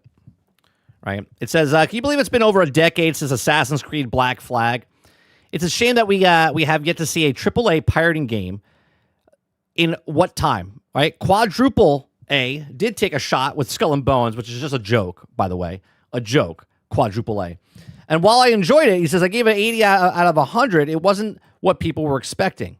Sea of Thieves Rogue Rough launch was also off-putting for many. This dude gave an 80 out of 100 for Skull and Bones. I don't know if I could take him seriously, but we'll continue reading this. As often the case with niche genres, a really resilient creativity and indie games sense of raise the flag, and Windrose crew has done exactly that. Windrose early access review is about damn time. He says, don't be fooled by Windrose early access banner currently adoring the Steam page. This is as good as it also full indie release on any platform today. While simply in spots needed some quality of life touches and had a tad more fleshing out, I mean, it's an early access, by the way, you've never seen such a solid foundation on which they built an early access game. Windrose core gameplay loop will no doubt be familiar to survival players. Players will spend many of their early hours gathering resources and materials. They also built a settlement, completing quests and upgrading gear along the way. While fantastic towards a latter stages, Windrose building system can be a frustrating to wrestle with early on, at least in creative sense. I didn't find that. I thought it was one of the most intuitive building things that I've ever had in a game, especially in an early access game. Okay. Exploration, quest, and reputation rewards in Windrose bless players with new building elements. That being said, a procedurally generated natural means that it's something specific, like a certain angled roof piece, could very well be as long ways off. A highlight of Windrose overall base building process is linked in how fast travel systems does work. A little settlement made by Windrose first hour is still used as many main settlement even 50 hours later. Windrose allows players to construct up to 10 fast travel bells to be placed anywhere near water, unlocking immediate fast travel from any other bell while aboard a ship. You can also have an entire village at each of these locations, or simply use them to access resources of materials not available at one's home island. Windrose really shines in versatility of the character builds, especially for early access. Though the combinations of food buffs, armor set bonuses, and select weapon choices, players can craft a wealth of unique engagement combat builds, focusing primarily on greatswords. I spent most of my points on the character traits to increase critical hit chance, stamina, and survivability. As a build neared completion, I was stacking healing and critical damage on perfect blocks, gaining buffs and defeating enemies, and launching widespread sword swings as I tackled large groups of foes at blast. Needless to say, character builds are important in Windrose. This is not an easy game. On that note, playing Windrose recommended difficulty as a solo player will be challenging for even the most seasonal or survival players. Adding friends to Windrose co-op makes it hugely beneficial, as having an extra sword or musket in a fight clearly benefits. However, this also allows players to double up on many rewards, proving that the co-op play is a huge focus for the title. Character progression in Windrose is based on the character rather than the server, so players also can swap between games without losing progress. Oh, that's cool. That's really cool. So if I play in my game and then I go into like Aku's game or go into Eclipse's game, my character is gaining levels. Rewards for Windrose, including those as big as ships, are provided to all players upon that. Let me go back to that for a second. That's huge, right? Because that means if I'm playing with Aku and then Aku's not on, and then Aku's like, can you come into my world and help me out? I'll be like, sure. I'm still gaining levels on my character and still progressing my character. That's really huge. Okay. Rewards in Windrose also those are big as ships to provide all players upon request completion, allowing groups to form small armadas even early in game. Okay, including those as big as ships to provide to all players upon quest completion. Oh. Okay. While each person taking a ship is obviously the best idea when tackling Blackbeard's pirates, it's not the only option. Windrose allows players to share ships, and although functionality is currently quite basic, they can interact with one another. That's cool. You can pilot other players' boats. You can also man the guns and fire while others steer. You can also even throw the lines over the bow, and do some fishing while your captain plots the course. Get ambushed by pirates in the process. No worries. Simply summon your ship and hop aboard. That's cool. So now in your game, you got your ship. In my game, I got my ship. We could be on one ship, and then when a battle happens, all of a sudden you summon your ship, you hop onto your ship, and now we have 2 ships out in the water. Cool. Even boarding enemy ships in Windrose can be done by multiple players. Only one ship may officially board, but nothing stops other players from jumping aboard and helping take down the enemy crew. That being said, boarding combat in Windrose is a bit rough. Cannons rigging multiple enemies running up on small set of stairs is very easy to die due to getting stuck on not being able to dodge properly. However, as only real issue lies, the naval combat speaks volumes in Windrose overall quality. Windrose is definitely a survival light experience when it comes to traditional survival games. Food, while also vital to surviving combat, it's not required resource for literally staying alive. No need to run to the ocean every 10 minutes to fill up on hydrated bar. To true challenge, the survival Windrose comes with a combat system that's also gloriously brutal. Character in Windrose, both friendly and enemy, use a posture system that represents how many times a character can block attacks before succumbing to exhaustion, and then likely smash the face several times as a result. The magic of Windrose combat comes in players' ability to hit the perfect block. A time block preserves the character's posture while also reducing one's opponents. Put simply, Windrose features a satisfying combat system to get in early access release of the indie game. While tough to start learning the timing and attack patterns of different enemies, and the end result is becoming almost unstoppable force against the crowds of up to 5 enemies is worth very scratch the bruise along the way. The thought of dying on single enemies even towards the end of the game won't appeal to everyone, but Windrose features an incredibly accessible difficulty setting. With 3 main difficulty settings, each one can also be tweaked even further to reduce difficulty. There you go. I played Windrose on various difficulty options, customizing each one regardless of the survival or combat experience. I can confidently say that Windrose is accessible to all players. John Walker approves. Okay. That being said, playtime in Windrose will vary massively depending on one playstyle. Our team played through Windrose entirely story in co-op, finishing most of the content, including maxing out the gear and building all the stock ships, clocked in at approximately 50 hours. That's with a crew. Co-op. You could probably half that play on easier difficulties, setting alternatively add up to 20 hours playing solo. Either way, the sheer amount of content in Windrose and early access easily matches the level of content and quality as full release on the market today, which is just crazy to think about, right? What's going on, Ginger Prime? For early access release, Windrose is incredibly with 0 technical problems. Not only the foundation across every system and mechanic rock solid, Windrose is already featured filled with ideas often months or years away from early access launch. While it still earns the official final score once fully released, Windrose comes out early access gate at 85 out of 100. So there you go. A lot of good stuff being talked about here about Windrose. We'll be playing it tonight on the stream. I'll probably play a little bit off stream this afternoon. I can't do a full stream, so maybe I won't stream this afternoon. But I'll play a little bit to get up so we get the ship tonight. Ginger, nice little article that you did the other day on a marathon. We went over it yesterday on stream.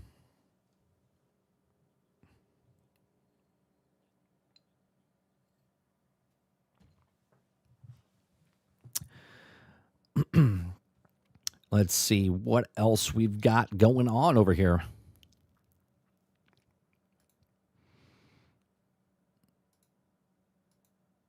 Yeah, I like going over. I like going over stuff like that. We went over your Veilguard thing last year when you did the video. Sometimes my head doesn't get all the data points, in place, and the way you wrote it was very nice to go over and then give my thoughts on top of that. So.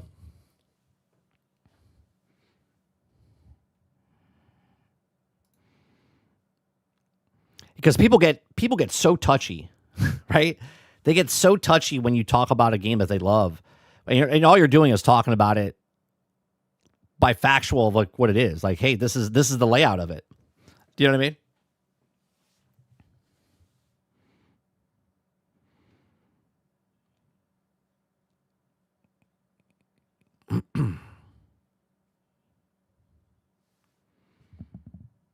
No, I haven't seen the Final Fantasy FanFest one.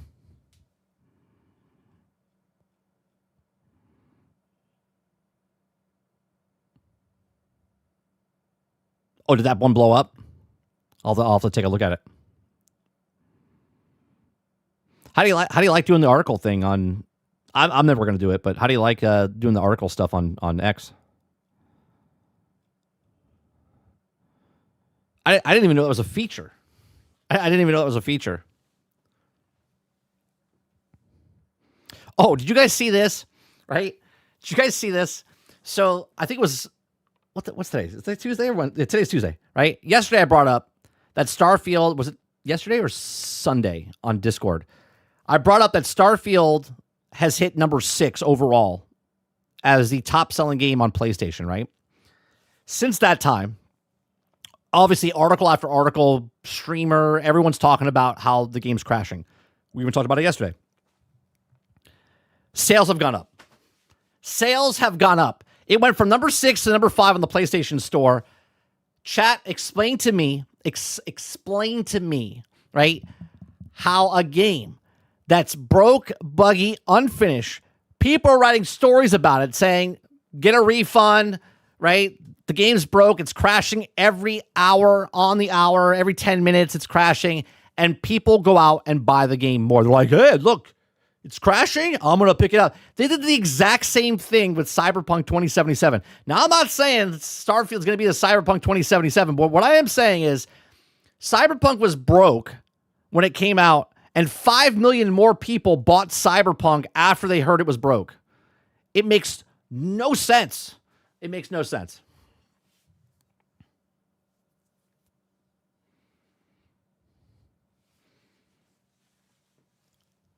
Like, asking for refunds. People are getting crashes, and they're like, Starfield just went up to number 5 on the top list of PlayStation. It's like, what? I said it would sell between 2 and 3 million copies. I stand by that. I stand by that.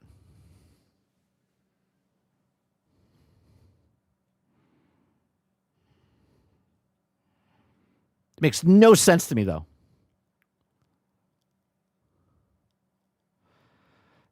Travis says, we look at those articles, and that doesn't mean that the casuals does. No, I get it. I get it, though. But what are they waiting for? That they're like, oh, yeah, I was going to buy it, but I didn't buy it. But now I got paid on a Monday? Tuesday? It's a little weird to get payday to buy the game. You would have to think that they saw something that'd be like, yeah, it's good. That's why I'm buying it. I don't know. There's a lot of people, Travis, that just read IGN. I don't know what IGN gave. I don't even know if they reviewed it.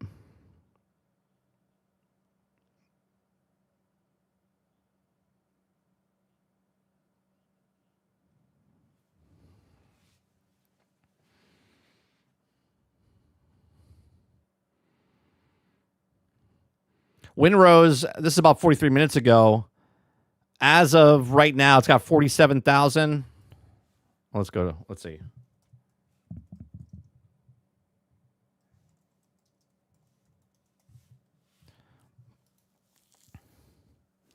$52,000. As of right now, 52,162. So, obviously, brand new coming out. People are excited about it. Aku says it's the people who aren't paying attention to the articles.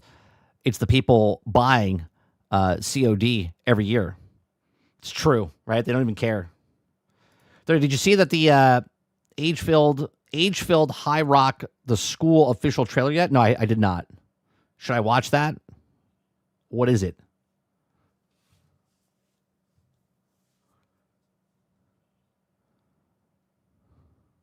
Let's go on, Spot Dog.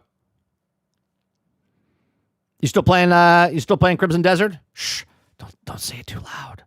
Don't say it too loud, Sweat Dog. There's people that are really upset at Crimson Desert. If anyone's playing it, you might want to go into hiding like Anne Frank. If you say you like Crimson Desert, they come and get you. They're like the boogeymen.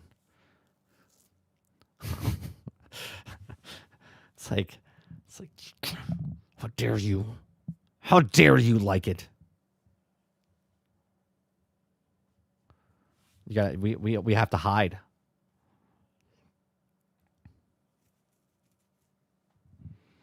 Yes, please. All right. What is it called?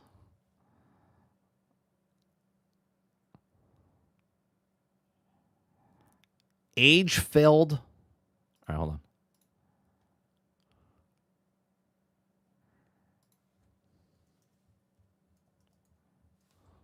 High Rock School trailer 2 days ago. Okay. Welcome to Agefield High, Rock the School, a coming-of-age adventure game about friendship, love, and maybe a little rebellion, inspired by the raunchy teen comedies of the early 2000s. You play as Sam, who just moved to Agefield with his nagging mom and annoying sister. Good college, great job, happy family. Oh, are they using Unity? Unity always has the deadpan look on their faces. I don't want a fucking job. I want a man with money. At Agefield High, join forces with Kale and Axel and together try to pull off their Rock the School plan to become the biggest legends the school's ever seen. And most importantly, get the girl and rock the prom. But on weekdays, you have to be in school till the afternoon. Yeah, Agefield High features a complex time and school system with different lesson types. I have to go to school. I have to go to school. Jesus Christ. Like English, math, geography, German, and music. I'm just not used to country life yet. Do you think we're some kind of dumb hillbillies or rednecks? Students arrive by bus in the morning and follow their daily routine. You can skip class, but then you'll have to hide from the authorities in town, or just cause chaos. Hey, he's stealing my liquor! The story missions become available after school, where Kale, Axel, and Sam work on their dream to leave their marks as legends. From awkward attempts at impressing girls, I can show you that I am a real man. fighting dickhead jocks, Not in my town. and even Satanists, leading to the big question. I am the hottest girl at school. Which girl do you ask to prom? Sam! Agefield None of them. None of them. High features 32 main missions and 15 mini-missions, capturing the ridiculousness of early 2000s teen Are comedies. you having your happy time? The open world of Agefield is free to explore, featuring the school campus, neighborhoods, town center, and countryside. After Sam's parents split and his mom struggles to make ends meet, with no car of his own, he has to navigate Agefield solo. So you might want to check out Mike's bike Seriously, no dad. The dad left them. Jesus. shop and get some wheels. Don't forget some new fresh clothes and maybe even a tattoo. Just don't tell mom. Did you get into a fight? Complete some mini missions to make Fucking Crimson Desert. Oh, Crimson Desert. People hate you like they hate me. It doesn't make sense, but people just listen to the fake stream media. Yeah, thank you very much for the $5 super chat. Yeah, fucking, it's fucking ridiculous. People lose their. I'm telling you, it's Crimson Desert syndrome. bank on the side. We have to buy a Play With magazine so I can sell the pictures in it to my friends 10 times the original price. Don't let your guard down around town or even the countryside. The jocks could be anywhere. Sam isn't a bully, but he knows how to crack a few skulls. He can throw some punches, deal some leg kicks, I mean, I might let my son play this just so he knows what his life's going to be. and shove them to break their defense. Don't forget to Hey, son, just to let you know, kids are assholes. Play this game so you can see. block And the graffiti just appeared there by itself, or what? and keep an eye out for collectibles. Agefield is soaked in a pop-punk soundtrack, vibrant colors, and a springtime setting, hiding the negativity of all the soulless adults in town. Can't be the father. Return to the early 2000s and experience the rebellious energy of Agefield High. Rock the school. Wish It actually seems like it'd be a pretty fun game. I'll be honest with you. I mean, it's super crazy, but it would seem like it's a fun game. I love the deadpan faces, though.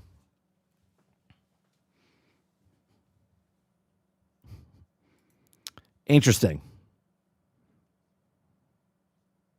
Coming to consoles later. Only if they sell well. $20 at most. Oh yeah, I definitely wouldn't pick it up for full price. That's a bargain bin, for sure.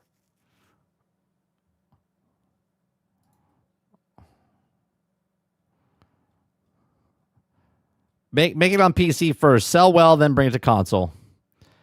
It'll come to Game Pass then.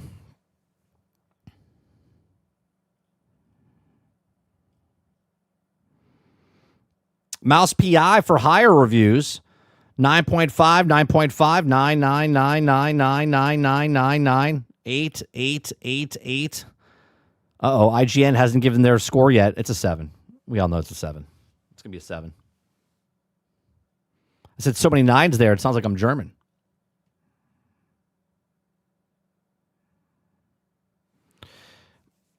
Amazon is buying the company that makes your iPhone satellite features work. The acquisition puts Amazon at the center of Apple's satellite feature and sets the stage for the future where no service is a thing of the past. Amazon has bought Global Star.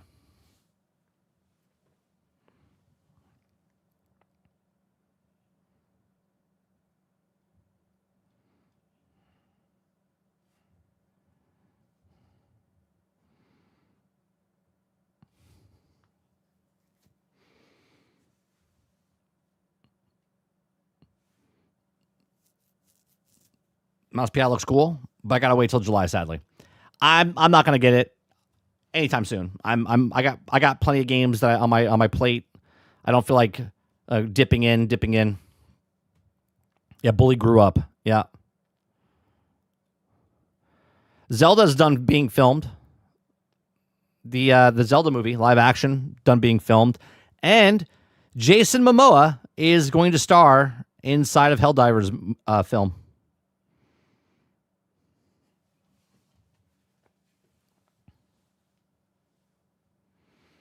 Roadkill says, yeah, I heard that Mouse PI has got a couple of little problems. What's the problems?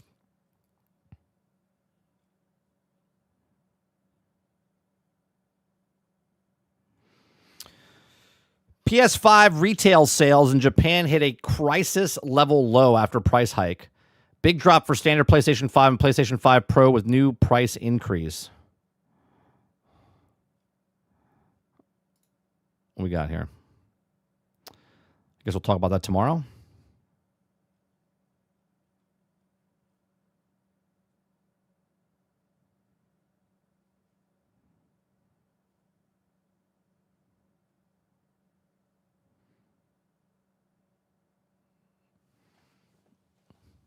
Yeah, we'll add that. We'll add that to the stories for tomorrow.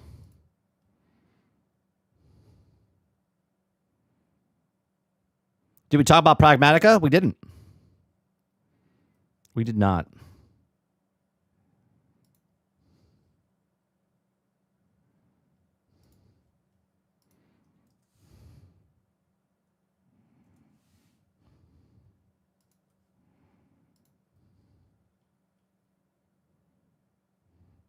We talked about that yesterday. We said the review scores yesterday.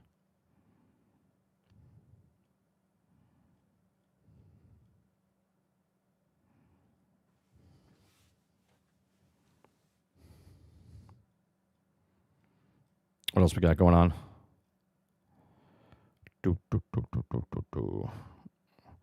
Roblox launches on PlayStation 5 today. Now with smoother, more responsive gameplay, faster load time. Was Roblox not on PlayStation? I'm confused. Roblox launches on was Roblox not on PlayStation 5? I thought Roblox was on all systems.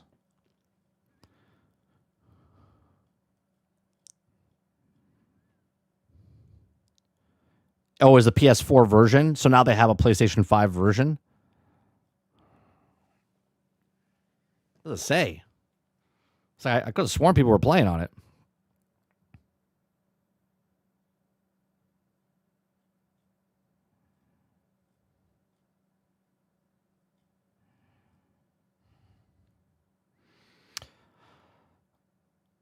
Subnautica 2 may no longer be published by Krafton as Battle with Unknown Worlds continues. Oh, we'll have to put that in the news stories.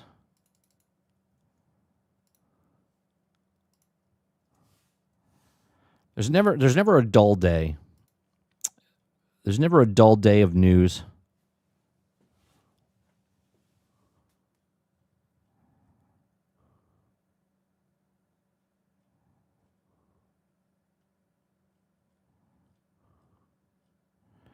What else we got here? After playing first-person Souls-like Valor Mortis, we were left with more questions than started with. In a good way, okay?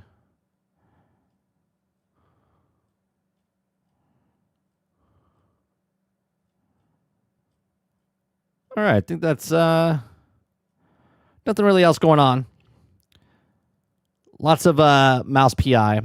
We'll talk about the behind-the-scenes Insomniac Spider-Man games appears online. We'll talk about that tomorrow.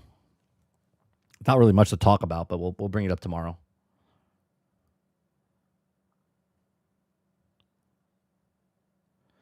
All right. We'll be back tonight, 8 p.m. Eastern, for some Windrose over on 30 and Still Gaming. If you guys are here live, hit that like button, hit that subscribe button. What we're going to do, those of you that watch it live, nothing new for you, but 3 or 4 videos are going to go up later today of breakout videos of the segments that we did here live. So I'm not going to put them out there to hit your feed for if you're a subscriber. So if you watch the live stream, you can watch the live stream back and go to there. Or I pick some of not all, but I'll pick 2 or 3 of the actual stories that we covered if I like it, and then I'll make them separate videos and put them up there, just so other people, because it gets put out in the algorithm more than just the live stream as one big chunk. So if you see those popping up, that's what we're doing. We're going to be trying that for about a month, just breaking them out and putting them out there. Appreciate it very much. If you guys want to help support the channel, you can become a member as little as $5. You can also go check out the songs that we play before the show starts over on Spotify, Pandora, iHeart, anywhere music is song. It's called Perk Up, Press Play, Daily Grind Volumes 1 and 2. Go check out that songs. It helps us out here as well. Appreciate it very much. You guys have a great rest of your day, evening, or night, wherever you are in the world, and I'll see you guys on the next one. Thanks for watching. Peace.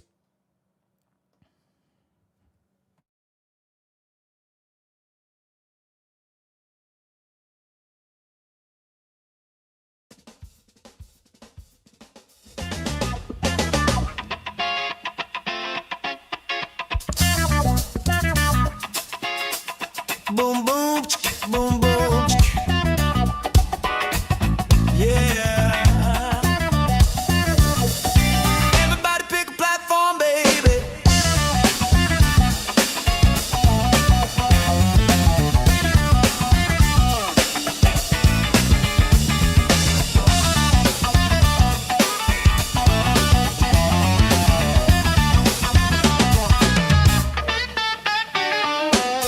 In the day, you had a box on the floor, Xbox, PlayStation knocking at your door, Nintendo on the side like a funky little friend, cartridges and colors that were never ever in. But now we got clouds floating over our heads, no more plastic kingdoms under our beds. Steam, Epic Game Pass kicking down the score. It's a funky revolution called the platform war. You log in, tune in, vibe and break in. Every little lunch you want a slice of your day again. Who's on top? Hard to tell for sure. Everybody wants you in their digital world. That's platform wars, groove in the game. Not about the console, not about the frame. Steam, Epic, Sony, Xbox, open the doors. We're dancing in the middle of a platform war. That's platform wars, battle in the sky. Clouds take the crown and the boxes say goodbye. Nintendo's magic goes to lead us so, but everyone's fighting in the platform war.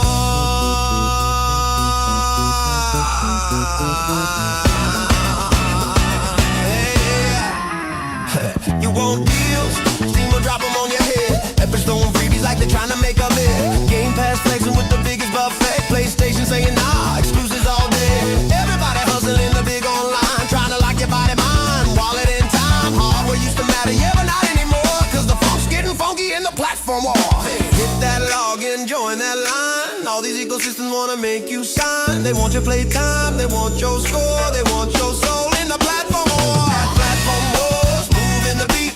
Everybody dancing in the digital street. Steam, Epic, Cloud Tech, more and more. Let's strut our way through the platform war. Platform wars, the future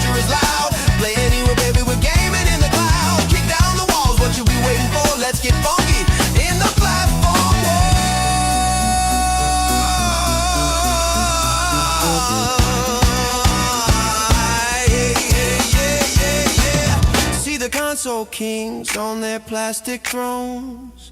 They're looking at the cloud like, dang, that kid's grown. No diss, no drive, no box in the store.